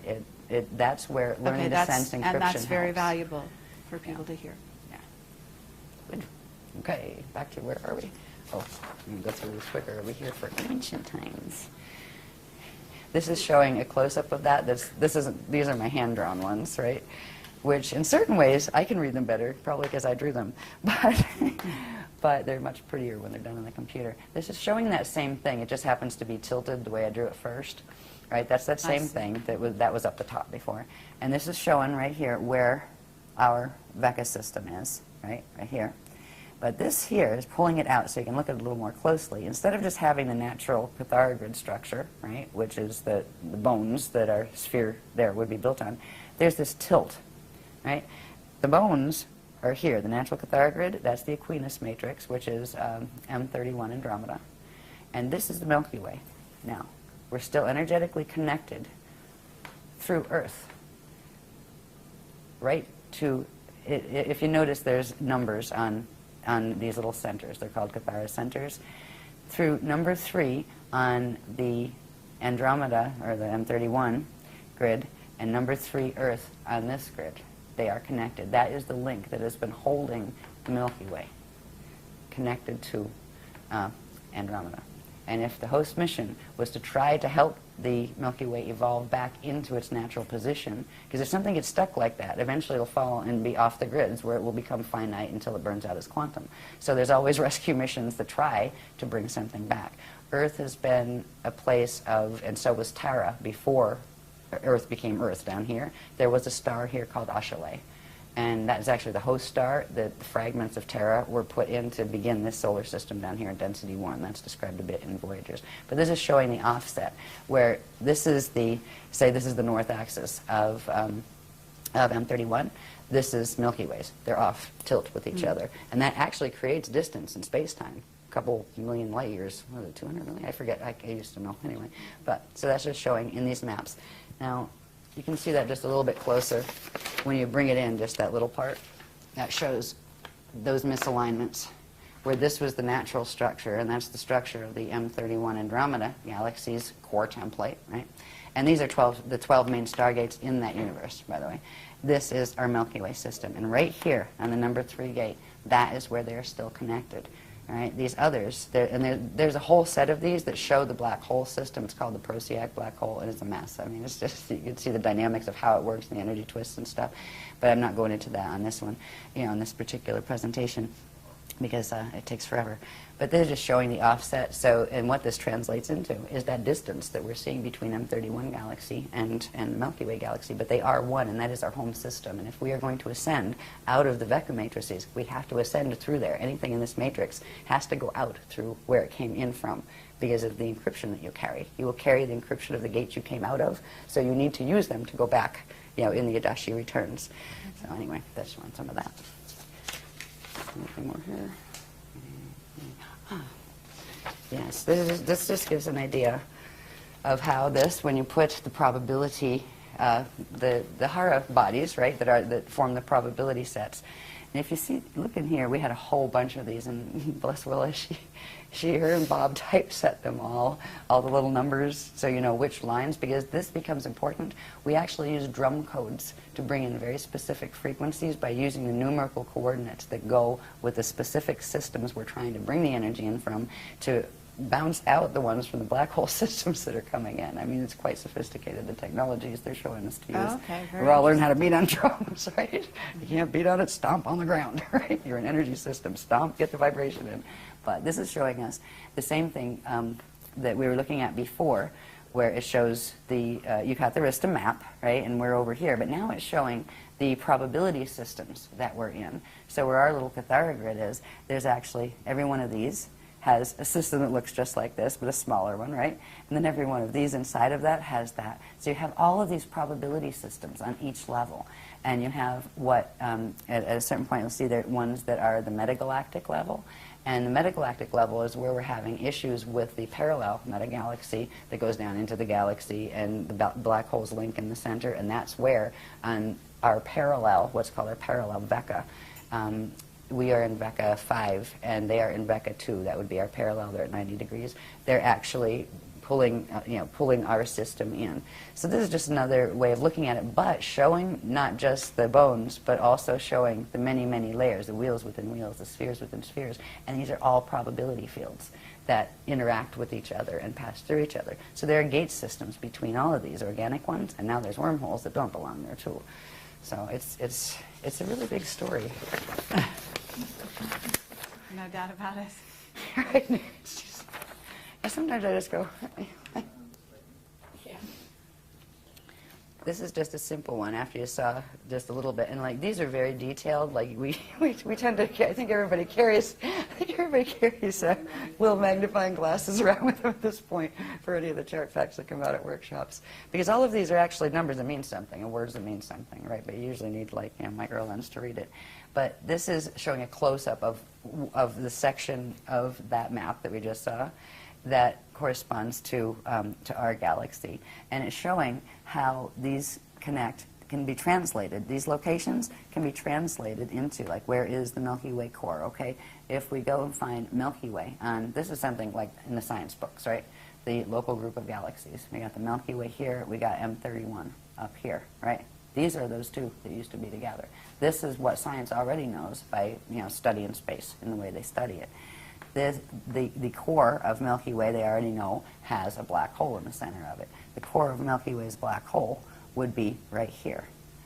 M31 is right here, and we're in this twisted down offset here in these spheres. So you can literally find us in the maps. And this is how the Adashi masters, they will not use words like time lines and that kind of stuff. They hate that power thing because it's a twist on power.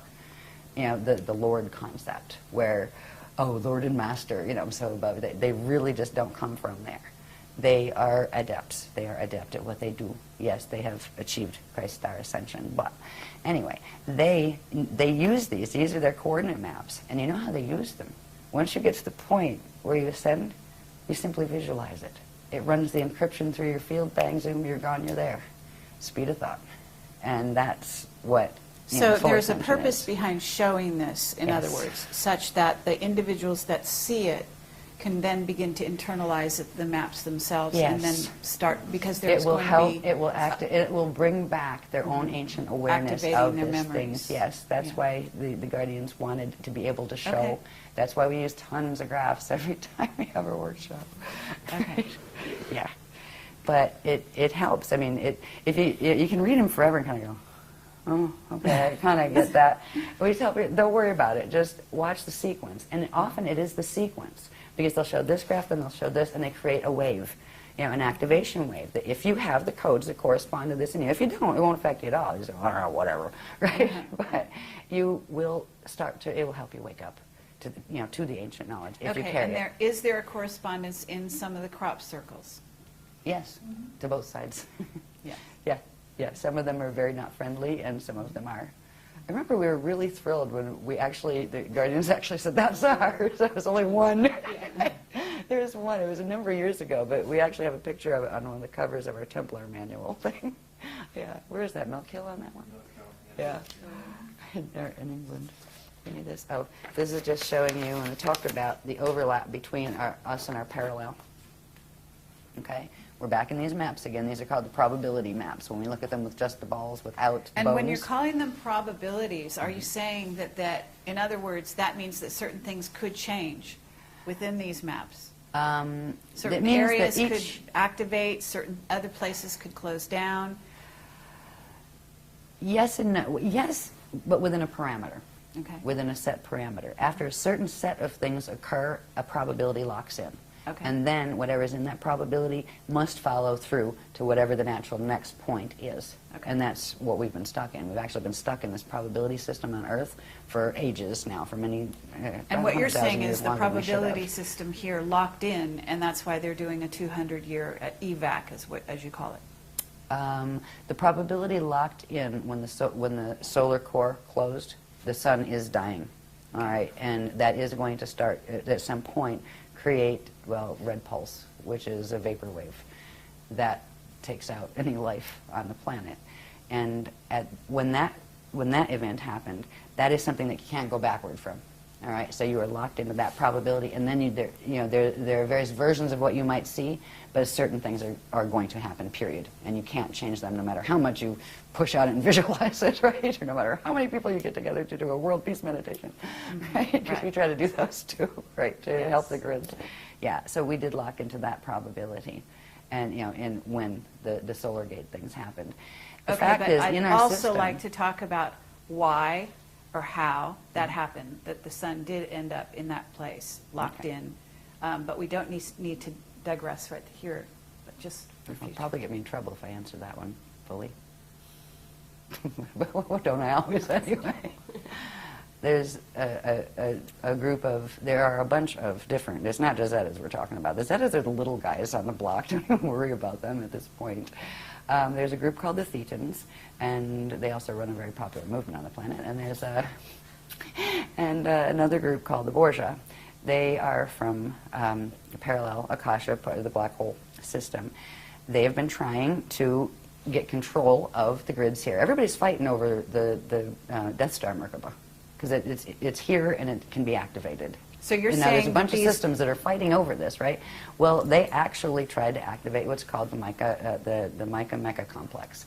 The Mica Mecha complex is a set. Mica is on parallel Earth, and the Mecha complex is here, and it is a set of wormholes that connect in through the Thetan grids. There's like certain implants here that the Thetans put in. So they actually tried to blast through to activate that and take it away from the other groups, FA groups, who were actually activating it. And it overloaded the solar core, and that creates a spasm. And when a prana seed spasms, it locks. And when it locks, it cuts the connection to the natural breathing that would happen between it and its dark matter template. And that is when Bardo starts. And the sun entered its Bardo cycle when that occurred. And it was grid wars. If you want to chalk it up to one thing, grid wars, again. This is stuff that is happening not because nature had it happen or God had it happen. No. This is because people are acting like crazies in this universe. You know, they are. They're just like so far gone in the don't get it anymore that, we all came from the same place, that we're supposed to work together peacefully, and you know, this crew just doesn't get it. The ones dealing with these particular Okay, but are you levelized talking mechanics. about, when you say Thetans and other groups, are you talking about off-planet beings that have come here, that are here? Maybe, are they physically incarnating? Yeah. Are they taking over bodies, that sort of thing? Yes, those Okay. two. Yeah. And then also, what about the ships that we've been seeing near the sun? What are they trying to do? Depends on which ones they are. I think Okay. you have various ones up there. Okay. But I just is got, there- ours aren't up there. I mean- You just said, all right, Guardian said they're not theirs. Okay, Right? but if they're there, in other words, if the sun is basically locked into this, then what would be the purpose of having ships there at this time? Okay, and it's got 2012, 2012, 2012. There's an alignment that's occurring in 2012 that has to do with the solar core. And whether or not his pranaseed is working, the alignment occurs because it doesn't involve the Rasha body or the dark matter template. They just said it has to do with 2012. I wonder if this has to do with what this workshop's about. See, every workshop they reveal another level of something, and this time they're revealing stuff about what they're calling the ancient arrow sites, the 12 plus 24 ancient arrow sites that the Guardians are activating this weekend. Okay. Yeah. Well, We'll know about it Monday. that brings us into the wingmake material, and we want to address that as well at some point. That's a better point after Monday, because that's what they're going to talk about in this workshop. Okay, well, there's a and I didn't know they synchronicity haven't there. they haven't mentioned it since Voyages was written. And I was just like, looked at some of the pictures, felt the encryption, going, oh boy, it's that stuff. Okay, pretty, but right? No, thank you. Some of it's all right, but some of it has that twist to it. But all of a sudden, I mean, what is the name of it? I don't have the thing here. It was a really funny title. No. they called the workshop the what is it? The makers of wings and other things. Yeah. Okay. Yeah, and it's not just about that. And it's not the people that are involved with the wing makers site. These people are well-meaning people, and it's fascinating. They're trying to figure out what it is. Sure. But it's the particular group of the ETs that they're dealing with. These are a group of Nephilim. All right, they're called the Cortium, and they are part what is called the Necromaton Andrami hybrid with Jehovian Anunnaki. All right, the Necromaton Andrami are known as the Beetle people. All right, they had a lot to do with ancient Egypt and stuff. Yeah, and scarab worship and things, because their home form looks like that. Anyway, stop. Okay, I just got anyways. Okay. Talk about wing makers later. Okay. Okay. But I don't want to offend any of the wing makers people. I'm sure they mean well. But what we didn't know is, so they're saying, okay, we're going to do wing makers, so I have to go look up a little bit on it and say, what is this stuff anyway? And it's, all the sites I saw have the same story, and I have about a 4-second attention span when it comes to stuff I'm really not interested in anyway, unless the beloveds tell me I have to read it. And there's nothing there that said anything except, there might be a few other sites, there might be 7. The Guardian said they're the 7 broken arrows. We'll call them the ancient arrow sites, all of them. They're our sites. They were our sites. There are 7 of them that have been compromised, but there are 12 primary plus 24. So we're going to learn about what they are in this workshop. It's news to me, but I have a feeling they're connected to the Spanner gates, the Navajo gates. I just have a feeling. They're the one set of gates they haven't revealed the locations for, except for one. So you're They talking revealed about Spanner 24, and that corresponds to the 24 DNA and... the 24 strands of DNA. Yeah. They use 12s and 24s a lot in things like Stargate configurations and that kind of thing. Usually there's primarily 12, and then there's various other increments of 12. And we have to find out what the 24 other sites are. So it's Okay. like, here we go again. I'm one of the people that really enjoys going to workshops because I like what I learn. Because I don't know the information before I go. I don't know if you know this about the presentations. No, I didn't. I'm lucky if I get an itinerary. I've walked into workshops and gone, well, it's the orientation night. Hello, everybody. Thank you for being here. It's one of those mystery workshops. Don't know what it's about yet. I don't even have an itinerary. So right? you get downloads during the workshop? All during. Yeah. Okay. And And how then do I go you down and remember present it them. all? It comes through on a wave, and some And of it they sticks. record it? Some of it sticks. Okay. And diagrams. Diagrams, many diagrams. Okay. Interesting. All right. Yeah. Very good. Yeah, but it comes through live. It's Okay, always live. we're down to 3 minutes, Again? believe it or not. I don't know what happened at this hour. I could probably but- talk forever. Yeah. Okay. What we found neat about these is the fact that, first of all, it was in direct response to the techniques that the guardians said to do. And they didn't let us know the first time, right? They said, just do these projection techniques and things. And it was a big surprise, right? And then they told us the calling, how to actually call them, and they showed up again. And they are the intricate ones and that kind of stuff. But it wasn't just like one person with a camera. This was like a whole bunch of different people, some of them the first time at a workshop, you know, saying, do I want to go to workshops or not, you know, getting orb pictures. And it was just like one of those little gifts, you know, from the universe kind of thing. You go, cool, we got orbs. We never looked for orbs. They found us. But now it's becoming important because we're learning a lot more about the orbs and what it means in relation to what needs to be done for 2012. Okay. You know, they're teaching us how to become orb whisperers, as they say. And it's hilarious because, like, when we're doing the dancing and drumming circles, you'll see how people be like, you know, dancing and stuff, and there'll be orbs like dancing up on their fingers and That's stuff. lovely. Yeah. This diagram was it's a close-up of a certain section of the maps that we showed you before that plug into the, you know, pictures that science draws of the galaxy and that kind of thing. It's showing our Milky Way system and the M31 that we're a part of in our probability set in our Vecca. And over here is the parallel Vecca. And over in this parallel Vecca, there is a cluster of fall systems. That is the black hole system called the alpha black hole system. They've created, as you can see, these probability fields, these balls within balls, overlap each other, right? And in part of their natural configuration, that there is an overlap between them. Well, what the alpha system is doing in the parallel universe is using the Metatronic Atlantean Death Star Merkaba technology to reverse, if you reverse certain currents using that technology, you can harness a certain part of the field next to you and drag it into your system. And that is what they're trying to do.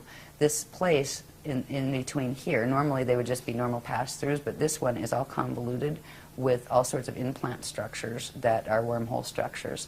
They refer to this as the dragon's eye. The word dragon comes in, actually, not because of big winged creatures, but there was a race that got involved with all of this very, very far back in time called the Dragoon.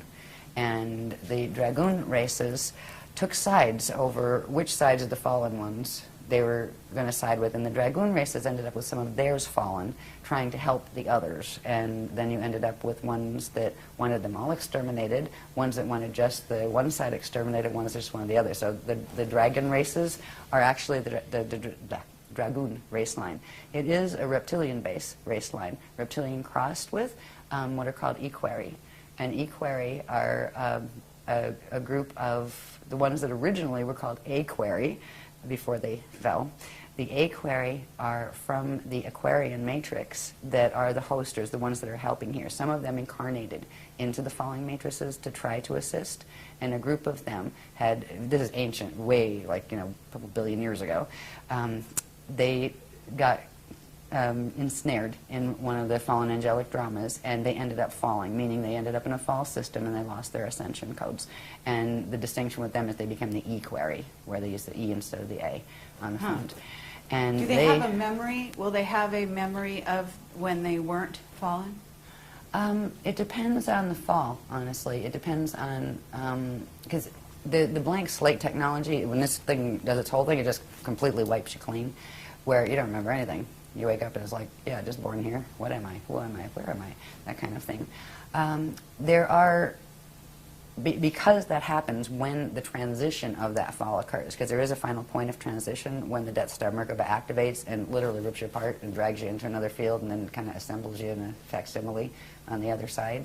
There are almost like time capsules that they leave for themselves, so they can refine the memory, and when you refine it and discover it somewhere else, it puts that memory back in. So they will get a facsimile of the memory that, you know, that they would have had otherwise. But the fall codes, once the Metatronic activations in a body have taken place to where those Merkaba fields have activated to a 55 spin or higher, 55 or higher, there's no turning back for the gene code at that point. The consciousness is trapped in that body, and the only way out is a hosted bardo, which means when the body does its natural death thing, it would need help, the consciousness, just getting out of that body, and it would have to go through a rehabilitation process of that Kali Rama path of step back. and have to come back out and reincarnate into the Matrix again to, to try to get back into the Ascension thing. So. Okay, and I'm also going to ask you at some point about what are beings that are like artificial intelligence, but they are not, they don't incarnate. They're, in essence, clones without souls, without, you understand where I'm going with that? I think so. So where, because we understand that the dark side is using a lot of those, and actually, sorry to bring this up, but the Wingmaker material talks specifically about a race of, in essence, they call them robots, which are, you could be calling them androids or whatever, that are actually, according to that material, we're on the way here. So, at some point, I'd like to address where those They're beings, already here, first of all. Okay. Go ahead. If you had to pick between the two, the Cortium and those guys, Yes. you'd probably want to pick those guys, not the Cortium. Okay.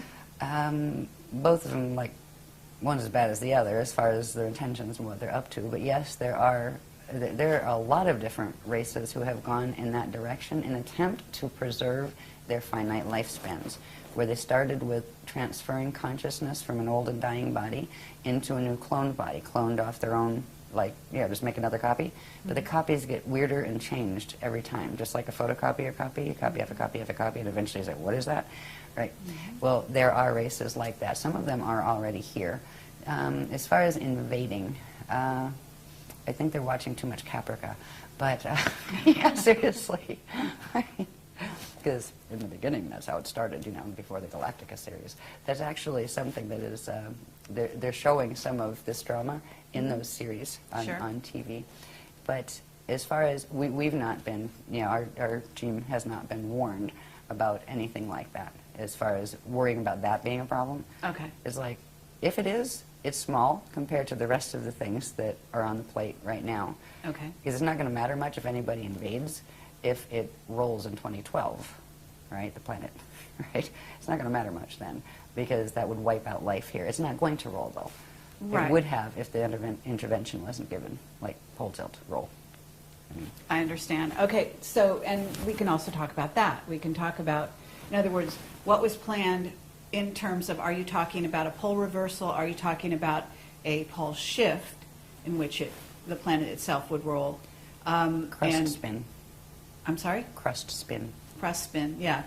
And that was planned for 2012, apparently. And you're saying it's been stopped? Postponed. Postponed, yeah, until 2027, is it? 22s? No, it's 2230. 2230, yeah. Okay. And then what's going to happen instead? We'll talk about that when we get through these Okay. pictures, because these pictures will help understand what we're walking into in the first place, or what we're walking around on in the first place. And once we once we can understand that, then we can talk about, okay, what do you do about that? Especially when they're going to try to activate it and make all of this stuff happen in 2012. There are certain things. I mean, we have really strange titles to some of our workshops. We've got Mirror in the Sky. We've got Orb Fest area. I mean, but they all mean something. There are very specialized grid dynamics that we are being taught, so we can anchor the frequencies here of the things that are actually creating buffer fields for some of this. And it's actually the fields that we're helping the Guardians to anchor. And they'd be able to anchor it alone if they were here, but you need an anchoring rod. And that's what our shield, we call it a shield, the group shield, anchors here the frequencies they send in, and they're actually giving a counter pull, so their 55 activation on the Merkaba can't go all the way in 2012. Because if it did, it would spin something called the planetary rods, and we'll see what they are in a little bit. We have a rod and a staff. Actually, we have two rods and a staff on the planet, and they are key energetic configurations that have to do with vortices and things like that. Okay. And they have made by moving the rods before, they have, well, they moved it from like Pangea to whatever the next stage was to the next stage. It breaks the crust, and it shifts it depending on what ways you pull the rods. And you have extinctions and things happen on the surface when they do that. They're planning to move the rods again in 2012, and we're not the little people on the ground. We're just helping the Guardians to anchor it, but the Guardians are going to stop that temporarily. They can't prevent it, but they can hold it off long enough to when the gates close. When the gates close, they have to pull their energy out.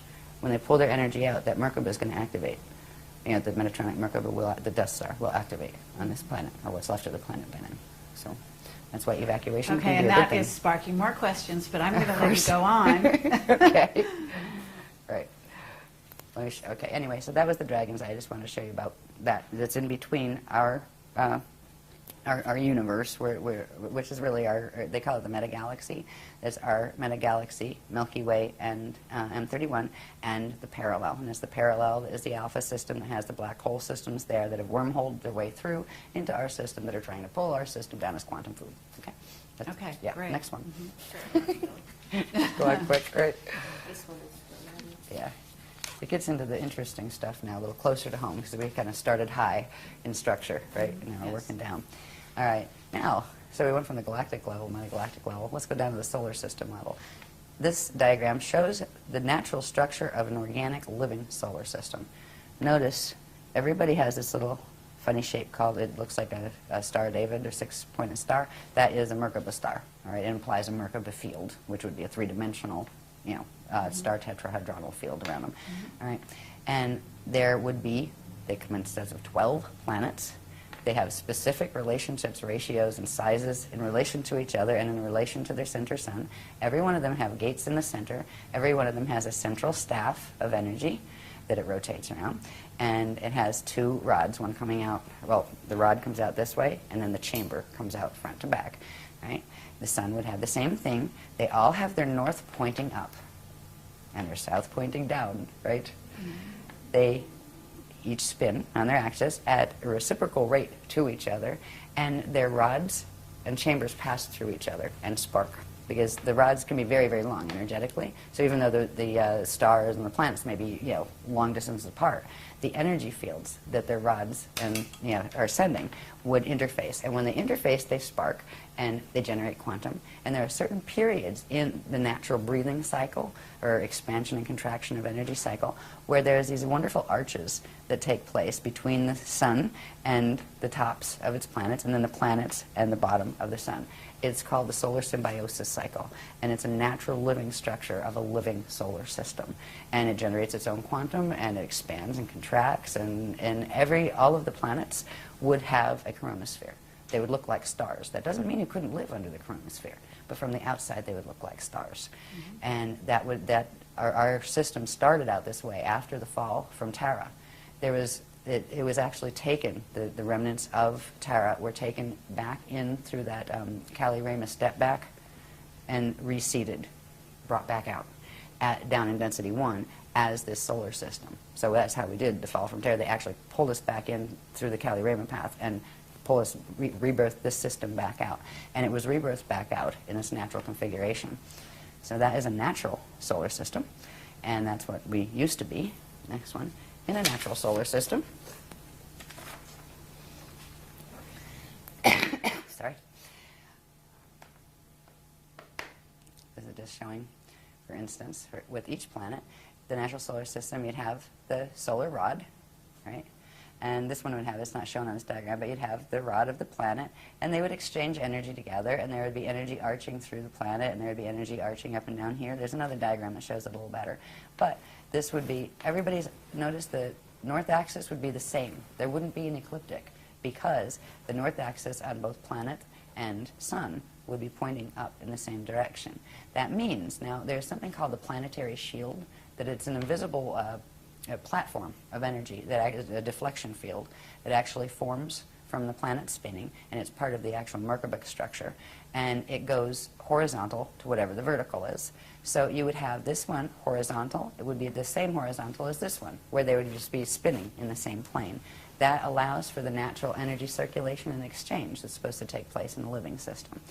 I don't know if you've probably looked at places like scientific representation of our system. It doesn't look anything like that. I think it's Uranus is on its side, whereas it literally rotates on its side. Now, when it's a living system, this would be the natural organic electromagnetic energy flow around a planet. This is called the Yanyan flow, and we have half a book, I think, dedicated to these. The Cathara 2-3 manual deals with these heavily, and it shows the formation of them, what they do. You know, these are the natural electromagnetic flows of a living, breathing system that has the capacity to, through its core, interact with other living, breathing systems around it. It's part of the natural structure. Now, this looks nothing like the electromagnetic fields we have around our planet right now, our magnetosphere and those things.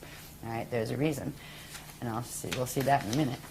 When a planet's doing what it's supposed to and a solar system is doing what it's supposed to, it goes through periods where it actually, the whole system will disappear because the two Hara bodies that its vector is, you know, it's manifesting within, will pull into the center, recharge, and come back out again. When they recharge, the planets and the whole solar system will go into this configuration of light body, spirit body structure. It's called the chariot of fire. And it's literally part of the Ascension vehicle. It's not the whole thing, but that's showing some of the dynamics involved in it. Now, we used to be an Ascension system. Notice in the chariot of fire, there is that Merkabah structure again. Now, this is just a simple Merkabah structure. It's a biveka, which means it has one cone going down and one cone coming up. There's much more complex structures. But this would be the natural kind of thing that if this was a living, breathing system, and same with the galaxy would have the same type of interaction. The galaxy does not have its galactic plane is tilted. Things are tilted all over the place in the galactic plane, and our solar system is in the same position. The natural ones have these configurations. The flat plane, the solar symbiosis arches, with the breathing between them, the ability to go into chariot of fire state. This little diagram here that's on the Cathara grid shape, right, that core template shape, it has, at 45 degrees, it has two of its petals. We call this the lotus, right? These are lotus flows, they're core flows, and they allow for actually movement of, on these flows, you have a series of spheres, actually, and it allows for the movement of the spheres, so they spark, they generate quantum, and then they open up again. So it's a self-generating system. It's a perpetual motion, continually living system. All right, here again are the Yanyan flows, the natural ones, the natural Merkabah structure with a straight shield, deflection shield, and natural Merkabah. So that's what it's supposed to look like. And let's go back to the solar system level. This is a bit messy because I never had this one typeset, but at the moment, this is our solar system.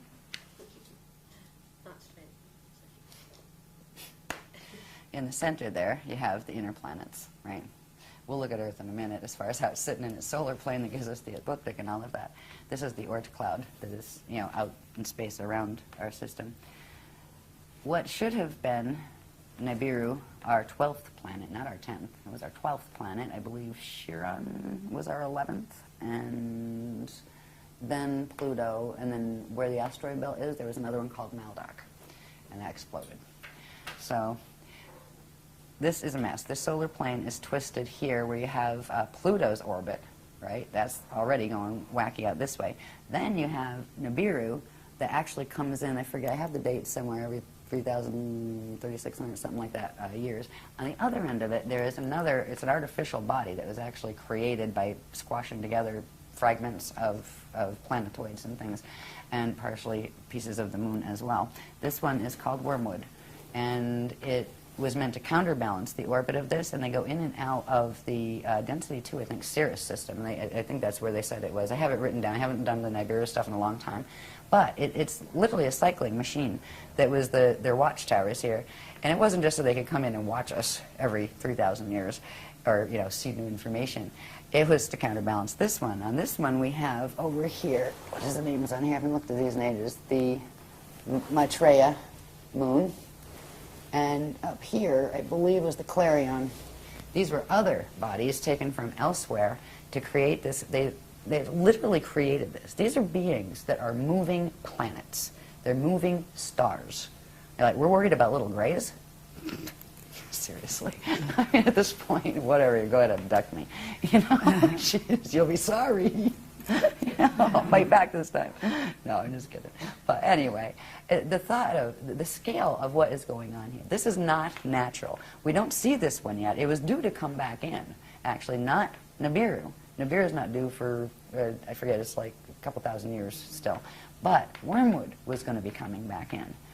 Fortunately, wormwood in 2003 became wormwoods because it was shattered. It was going into the orbit of parallel Earth at the time, because the parallel Earth is connected in here, the orbits of that, which we'll see later in other stuff. But it was at least shattered, but it is still a massive asteroid belt, or not belt, but mess. And it still potentially can come back in. If it does, it creates total havoc when it comes in. These orbits come in, I believe it's between Mars and Jupiter, I think is where they pass up. And it causes a bit of havoc on the system. When full rip is allowed, where they come in at a certain level of density, because there's a way they play with the dimensions here where they can bring them in without totally tipping the system, without, you know, totally wiping out the solar system. That's why they've been able to do this cycle before. But when the full gates are open and they allow this in a stellar activation cycle where they're activating the 55 Merkaba, it will actually, these will be used to flip the whole plane and drag it in. And that's, they're literally, I don't know what kind of game you would call this, but they're literally using very advanced physics. So are you saying that they're all artificial bodies? Are you saying that Nibiru or No, Wormwood, that was one of the natural planets, or that was stars natural. from this, yeah. Okay, One what about Earth. Wormwood? No, that was created. I think part of it were pieces of the moon and something else. I remember they told us about that a while ago. The moon is not a normal body either. That's artificially created Yes. as well. And because it keeps certain things at certain spin rates that they have to keep in order to keep the vortex connections to the wormholes. And that's why this whole thing is done. That's why our solar system is such a mess, because they were creating wormholes. Okay, what about a brown dwarf? Is there a brown dwarf in there? Possibly. I know there's white dwarfs, like Sirius B. Brown dwarf. It's possible. I would have to ask them. Okay, so the other axis that you've got there are two other planetary bodies. What are they called? This one they call the Maitreya moon. Okay. And it was like a long time ago, a number of years ago, that they gave this particular information. So it's probably somewhere back, either like in the writings or on the videos, where they explain, you know, what is Maitreya? You know, where'd that come from? Because some of this stuff they actually dragged in from the parallel system to, you know, to counterbalance it. Clarion, this one up here, was related to, I think it was a piece of the other one that's, what was that? There's Clarion and there's the other one that was a normal part of here, Chiron. All right, so you have Clarion up here that I think was a piece of Chiron. Chiron used to be one of the normal ones, and I think it was, you had Nibiru, Chiron, it was 11. Chiron used to be 11. But what's called Chiron now got stuffed down in here. Part of it got broken off, became the Clarion thing that they're using up here. And you have one of these controlled by the Wisa-Dex black hole system, which was the Wisa matrix that I had pointed out on those maps. You have Wisa-Dex and Wisa-Drax, and they don't like each other. They're fighting. You have the Anunnaki and the Omicron Draconians. They don't like each other, and they're both fighting. And then you have Wisa-Drax that like the Draconians, and you have the Wisa-Dex that like the Anunnaki. I mean, it's hilarious. It's sad. It's really just sad. But there are a whole bunch of groups on each side of this polarity drama. Then you have the Krystic sitting in the middle going, oh boy, you know? Like, we're not fighting with anybody, but you know, what do you do when everybody's hell-bent on destroying each other? Because that's what's been happening down here for eons. So anyway, this is what our solar system looks like up here. This artificial, it's like a wobbling orbit. It's not just our planet that wobbles. There is actually a wobble created in the solar plane itself. It's actually taken the solar plane where it doesn't sit flat in the galactic plane anymore. I think it's at around a 45-degree tilt to the, you know, to the galactic plane. And it also created this thing here that through the core, and especially in the closer to the core planets like Earth and the Sun, it has harnessed how fast things spin, which means it's harnessed the time pulse. So through this device, they have been able to progressively get control over how fast things spin, so they can synchronize the spins of things over here with the things that they're trying to merge them with on the parallel side. It's a bizarre and fascinating and horrifically morbid technology, that star technology. Now, what that creates on a planetary level, when we look at our poor little Earth sitting in the middle of this, and it's not just that this has happened on the solar level. They've also put the same type of mechanisms in the planetary core and in the Stargate systems here to create the same effect, to plug our planet into that whole system. They've done it on the other planets too, the ones that don't have anything that has its axis that's not tilted the same as the Sun.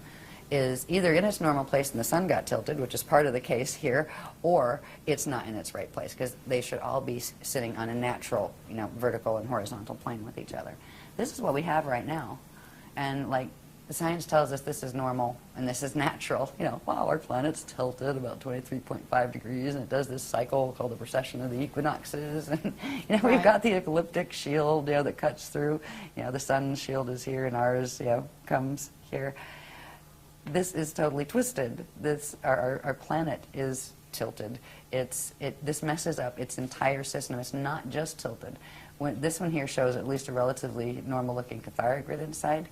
There's a whole set of unsacred, not sacred geometries that go with the Death Star Merkaba stuff.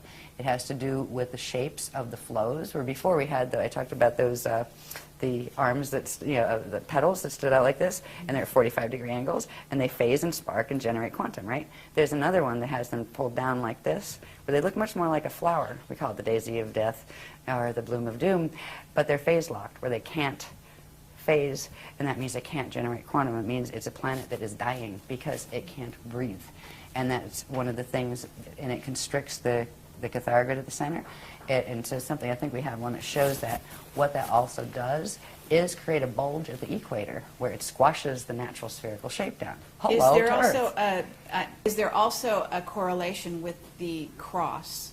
In other words, the actual symbol of the cross reflecting what is in essence this frozen inability to Yes, yes, and even more. That has to do with the mutation of natural Shalea light units into forcing them into the Vesica Pisces dead light unit configuration, the sign of the cross. Yeah. The original cross has perfectly equal, and it's called the ruche, and it has perfectly equal. I think the Celtic cross is the closest you get these days as far as symbology. And it fits inside a circle, in other words, Yeah. because then it's... Yeah, I don't have mine on. Anybody have one on? It's one of our sacred symbols. So this is, right now, this is all part of the mechanics of the Death Star Merkaba technologies.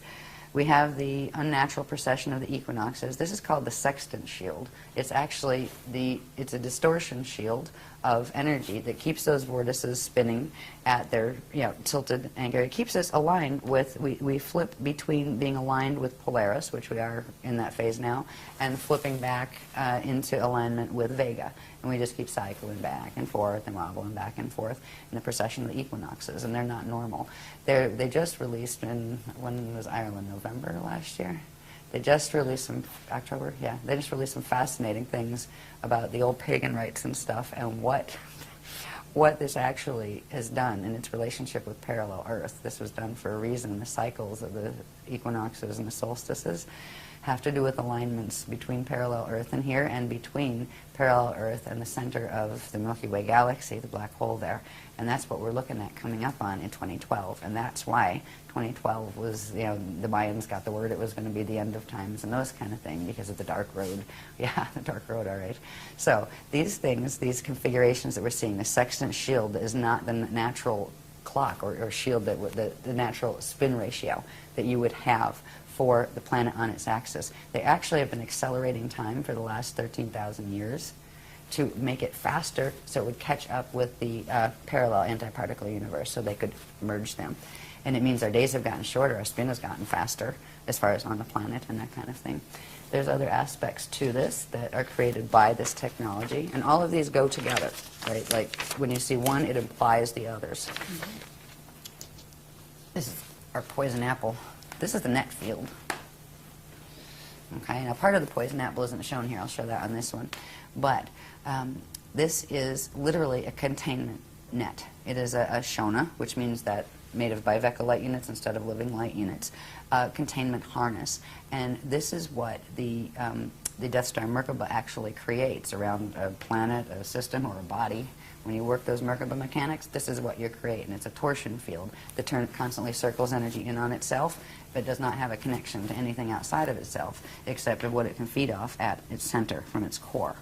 And this is there are 3 levels of this that actually move in Earth's atmosphere, and they can literally control. One of them runs through like the magnetosphere area, and actually there's 3 others down from that, so there's really four major layers of this. It controls, it reminds me of that whole thing, we control the vertical, we control the horizontal. Remember that show that used to sit, I think Outer Limits or something used to say that on TV? Well, it's kind of like, yeah, they pretty much do. All of these net systems are plugged into things like the HARP machine. And I'm sure the Hadron Collider has something to do with activating all of these too. I heard they just had their first good test yesterday or something. Yeah, this week. Good timing. Right. Full activation. Yeah. So these net fields are responsible for literally wiping out the DNA. Science has already figured out that DNA is sensitive to a couple of things. It's sensitive to radiation. That can destroy DNA. It's sensitive to magnetism, electromagnetism. You mess with the magnetic fields, you mess with the DNA. That, just like it's blocking the natural currents and flows that would normally come into the planet, it does the same thing to the biologies on this planet. This is why we have no memory. It's wiped it right out of the DNA. It's actually still in there. It's in junk DNA. It's in pieces. That's what we're working with the technologies that the Guardians have to reassemble. And it does it through controlling the epigenetic overlay, which is the chemical sheath the science is just learning actually triggers how genes will behave in the DNA. Right? So it's a combination of both. But this is why we have no memory of our race memory or any of that. And this is what is holding the mutation in the body. Right now, our own biofields and the biofields of the life forms on the planet carry all of these same mutations. We carry these, we carry the wobble and vortices, we carry the phase-locked bloom of doom in their flows and all of that. And if we are going to ever get out of here while we have time left where the gates are open, it's amazing the gates are even open or even still usable after all of this, but we need to reverse mutate our bodies. And we have been working for 10 years with that. We've worked through the light body layers. We've worked through the spirit body layers. Now we're into something called the Ajay body layers. That they're kind of, the Ajay body is interesting. It's like a combination between the spirit body and the light body and the atomic body, that once you master that, it allows you to actually do the transfiguration and turn into light. And the first stage of that is called glide, where you learn to bilocate, where you put yourself into orb. And you go elsewhere and bilocate and then come back. But you still leave a body here. The second stage is what we're working on now, is called translocation, where you get to the point where you can do a certain level of transfiguration of a certain quantum of your atoms into light temporarily, so you can go visit elsewhere and take your body with you, but you will still be keyed to the space-time imprint or encryption of this planet until a certain other thing happens, right? So that's called a slide 1. The third thing is called slide 2, or span. That's called where you learn how to not just translocate, where you're going to visiting and then come back, but transmigrate, where you actually can be free and you do not have to come back here, you don't have to incarnate back here. That has to do with releasing something called the Vibhati cell. That is the donated quantum from the egg and sperm of your parents. That was not your spirit body encryption. That has to be released before you can be freed from the space-time location in which those two things came together. It gets released as what's called Vibhati dust, right? So there's this whole process, anyway, involved with it. While we have this going on, we are literally, the planet is keeping us mutated because the visitors are keeping the planet mutated. And at this point, good luck fixing the planet, because look at the solar system, look at the galaxy. This problem is going on all the way up into the galactic level. And there's a certain point where the quantum that is going down is larger than the quantum that can pull it back. And that is what's occurring, and that's why there's 200 years left on the gates, as far as 200 years Earth time. Okay, but isn't it true that the planet is a being? Yes. And also is going to be able to escape this? It chose the path of Kali Rama, which is the step-back path. Right? So Instead it's of the going path to of fall. implode and then re-emerge. Yeah. It'll go back into that middle density that happens to be called the edons. Out here, the density, remember when we, I don't have one really easy, yeah, I do. On this graph, let me get my stickies out there too. When we have the Hara bodies, right? And we had the core, the inner, the middle, and the outer domains. They each have names. This outer domain area where we are now, where we're experiencing the Kali Yuga, that is called a radon, right? And this one is called an edon. And then this one, the inner one, is called an adon. And the core is called, what is it called? I can't even remember. It's been so long since I taught this. It's the core. Leave it at the core. But anyway, you've got the dawns, right? So this is the Garden of Eden, right? It's the step back to where it is innocent and pure. When you do the step back, it clears anything off your encryption that didn't belong there in the first place. And it's literally, they call it passing through the ring of fire in order to get back into the purity, and then you get to come back out again and try again. Or at least you get to try again. But I also have a question, was where is Tara in this equation? Because Okay. All right, well, part of Tara is what we're sitting on, or the solar system is part of Tara. The other part of Tara is when we look up in the sky and see Alcyone, the star Alcyone in the Pleiades cluster. All right, that is the remnant of what Tara was. So if you take Alcyone and take the quantum of this solar system here, minus the few bits that they put in that didn't belong here, that weren't from here, and you put all that quantum together, you would have had Tara. Okay, in density 2. But my understanding was there was going to be, that once there's an Ascension group that's going to leave here and go to Tara. That was before the Bridgestone project failed. Oh, That failed in 2003. I see. So at this point, the Voyagers books, you would not believe what we have been moving through since that. We're on mission upgrade 44, 45. Yeah, I have a list of them somewhere. Yeah, where they at? Yeah, just because it's amusing to look at. Right, where you just see, oh my God, there's been that many mission upgrades. First, there was the attempt to salvage. This is all the stuff they're trying to do before the thing happened with the sun. Once that happened, there's nothing that can be done at that point. But we still have Ascension, but it's like the fly by the seat of your pants. Keep these gates open, and you've got 200 years to get anything that's going up out of here. And that's what's happening at this point. So Voyagers was written 10 years ago. Yes. Yeah, yeah. A lot has happened. Okay, so, but okay, my mind's going too many places at once here. But if they're not going to Tara, and maybe you're getting to this, then where are they going? And are they going back to Alcyone or jumping where? Or is that, they're making up their minds? They're going home. There's a few steps to get there. M31. Oh, okay. Andromeda Galaxy. Oh, That's all where right. we're aiming back. But there's a few steps in between.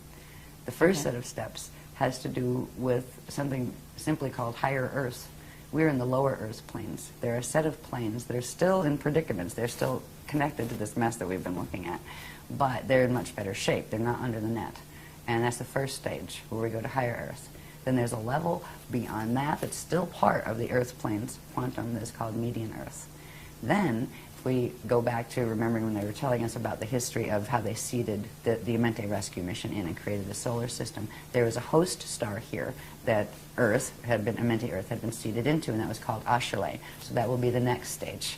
And from Ashayana, we'll move through, there's another layer that has to do with the level of energy called the Iridanus layer that we don't really have to get into because it gets very complicated as far as different types of energy. But it's another set in between before we get to Eartha in M31. But that is where we're going. And from there, that's where originally the encryption here emerged from. From there, you can go where you want, basically. Mm-hmm. But it's a process of of re-evolving back to where we can do full Christ star evolution on our own, because right now we're being hosted, we're being given frequency to support us in the process until we can hold that frequency ourselves. So Tara was where we were aiming until the Bridgestone project failed. And at this point in this system, since those books were written, there were intergalactic wars that were taking place here that involved what was called the Eka. And the Eka is, if you remember the maps that showed one Cathara grid and then 4 of them together with the thing at the center, right? Mm-hmm. The thing at the center is the Eka. That's a little Cathara grid, and that's like they call it, well, for Earth it would be like the inner Earth would be there and that kind of thing. It wouldn't be in here. It's actually up there. It's like a high level. That actually fell in one of these wars. Ekas can fall. The Akasha above it can't, but the Eka did. But what happened to the beings that were there? They've gone into various places. Some of them are in the state of here. They're doing evac. This whole system, the Vecca system, is actually being evacuated. So going vertically, the usual way, wasn't an option anymore. That's why they had to take us from just going into harmonic Merkaba states or harmonic ascension states into transharmonic, where we could actually go through and in into the like the Edon domain. There's a space between the radon and the Edon. It's called the Aurora Continuum. You have to have a transharmonic Merkaba ability to be able to go through there and then come back out again someplace else. So that is the technologies they're teaching us, because vertical is not an option anymore unless you want to end up in one of the wormhole sets going on into the fall. So it's been a really rough trip since the books were written, actually. But we're all still standing, and the Guardians are still giving us the information. So I'd rather leave on a happier note, though. Okay. Before we do a break. That's okay. Well, let's keep going. It's not much happier. Okay. As far as the poison apple fields go, this one shows the shape better. Right? You have that net field around it, but see that little shape right there? Looks like an apple. Yes. That's the shape of our magnetic fields, the basic shape of our magnetic fields, even though There's a flux crop all circle over. that looks like that. Lovely. I'm out of town. Right? This thing here, right? A lot of people are using that as their logo these days. Right. Yeah. And that is the phase-locked Ah. arcs that can't phase. With the constricted, if you look at, you can look at this more closely if you want to. You can see the difference. There's two catharigids there. One, the artificial tree of life, which is taking the natural proportions and pulling them in, where it actually squeezes it, and that changes the shape of the sphere and gives you a bulge at the equator, like our planet has, because that is the configuration our planet has in light body right now. interesting. And this is also connected to something called Metatron's cube and something called the Fibonacci spiral. And what is this center bit right there See in that? this? Little little center bit. The dark. Is that a black hole or? No, that is another one of their twisted, we call them Cathara centers, but we know that on our grids these are actually stargates, right? Right, let you take this down into the planet, and that's where you got Stargate connections, have Stargate connections, right? And these are twisted ones. So these would line up with the Stargates that interfaced with the Amenti gates to harness the Amenti gates. So that's just one of them here. But if you look at that, if you look at the teachings that goes with that logo, you'll be amazed to see how it fits and relate when it sits next to what eternal life creation is. All of the shapes that they've shown us how they fit together, what the processes are that they work from. They don't just say, here, there's a that. You know, that's a sacred. Why is it a sacred? It does what? Right? They've shown how the pieces fit together, what the processes are, and then they've shown how those things, what they do to that structure. And so, anyway, there's all sorts of pieces that show we've had to do this because this is what is taking down the planet, these dynamics, and people now practicing them again, just like in Atlantis. It's like Atlantis rising again. It really is. The same, how do we get in this predicament? Very much Look so. around you. Same way. Yeah. Yeah. Gullibility on a certain level where, oh, sure, I'll try that, right? Not wanting to hear it if somebody's trying to say, maybe you want to think about that first. How, the same way that right now you have a whole New Age movement that was supposed to be a movement of enlightenment and everybody loving each other, being a bunch of backbiting people practicing anti-Krystic mechanics that are harming themselves and harming the planet. How did that happen? You know? Same question for Atlantis. How did it happen? But there's also the misuse of crystals that I'd love you to talk about a little bit at some point if you are willing. There's all sorts of really strange things being done with crystals.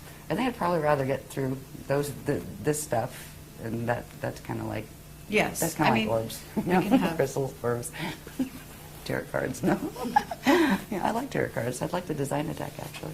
They're really good for just letting spirit comment to you, give you waking dream material back to you. Yeah. Now, crystals are another subject, and we do take them seriously. They're very powerful beings, actually, and they can be used in terrible ways. And right now, speaking of crystals, it was really funny because right around, it was around 2002, the Guardians were starting to teach us about the Nibiru and Diotic crystal bases that are here. They're subterranean crystal installments that were planted here and actually seeded from Nibiru and used to create, literally spike the grids to receive Nibiruan frequency and to receive wormhole frequencies and that kind of thing. Now, all of the crystals in the world, under our world, are like that, but some are. Right when we were being given this information, this lady appears in one of the workshops, and she says, "I've seen him. I went there." And she brought photos, and it blew my mind. Look at this. This is Leela. Yeah. She actually was one of the few that got to go down there Is because that she knew like, the scientists. I think they're in Mexico? Yeah, there's Chihuahua. Yeah, and there's many others like that actually on the planet. Okay. But these are this one was one that was seeded. It's an Iberian cluster actually. Yeah. So. But what happens to the people that go inside there, though? It must be pretty intense. Well, if they don't die from the heat, right? It's like 107 degrees. Yeah, yeah, it's really bad. Frequency-wise, well, they were.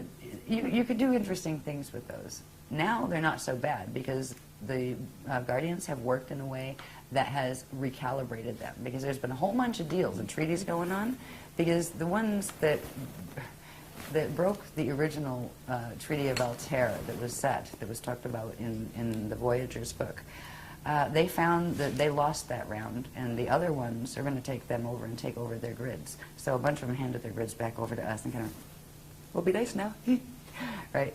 It kind of comes down to a split between the Anunnaki and the Dracs, right?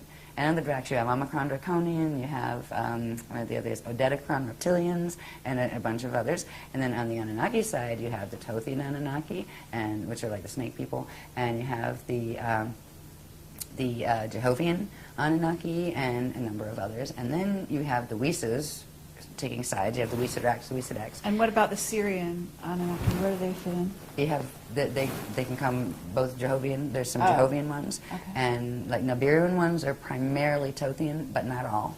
Anunnaki tend to hang together, and then the really fancy Anunnaki gene code are the Enochians, all right, where they took both Anunnaki groups and created a master race, right, gene line. All right, so the Enochian Anunnaki, yeah, they're usually high Illuminati guys, you know, running around with 33rd degree pluses and things. But hey, it's cool. Yeah, it takes a village. Okay. Yeah. Well, we could get into more detail on that, but I guess let's move on. Should we take a break now, or do you want to go to the end? Why don't we take a break? Because I've hit that spot where we get into the planes of Earth, which gets fascinating, because this is where we get into the spherical maps and the vertical maps, going up and down from the core up into the atmosphere, and we start finding out where we're going to learn to orb to, and eventually where that space is going to become physically solid as well as this space. So we'll be able to move through, and that's what our teachings are teaching us how to do. Go home. Yeah.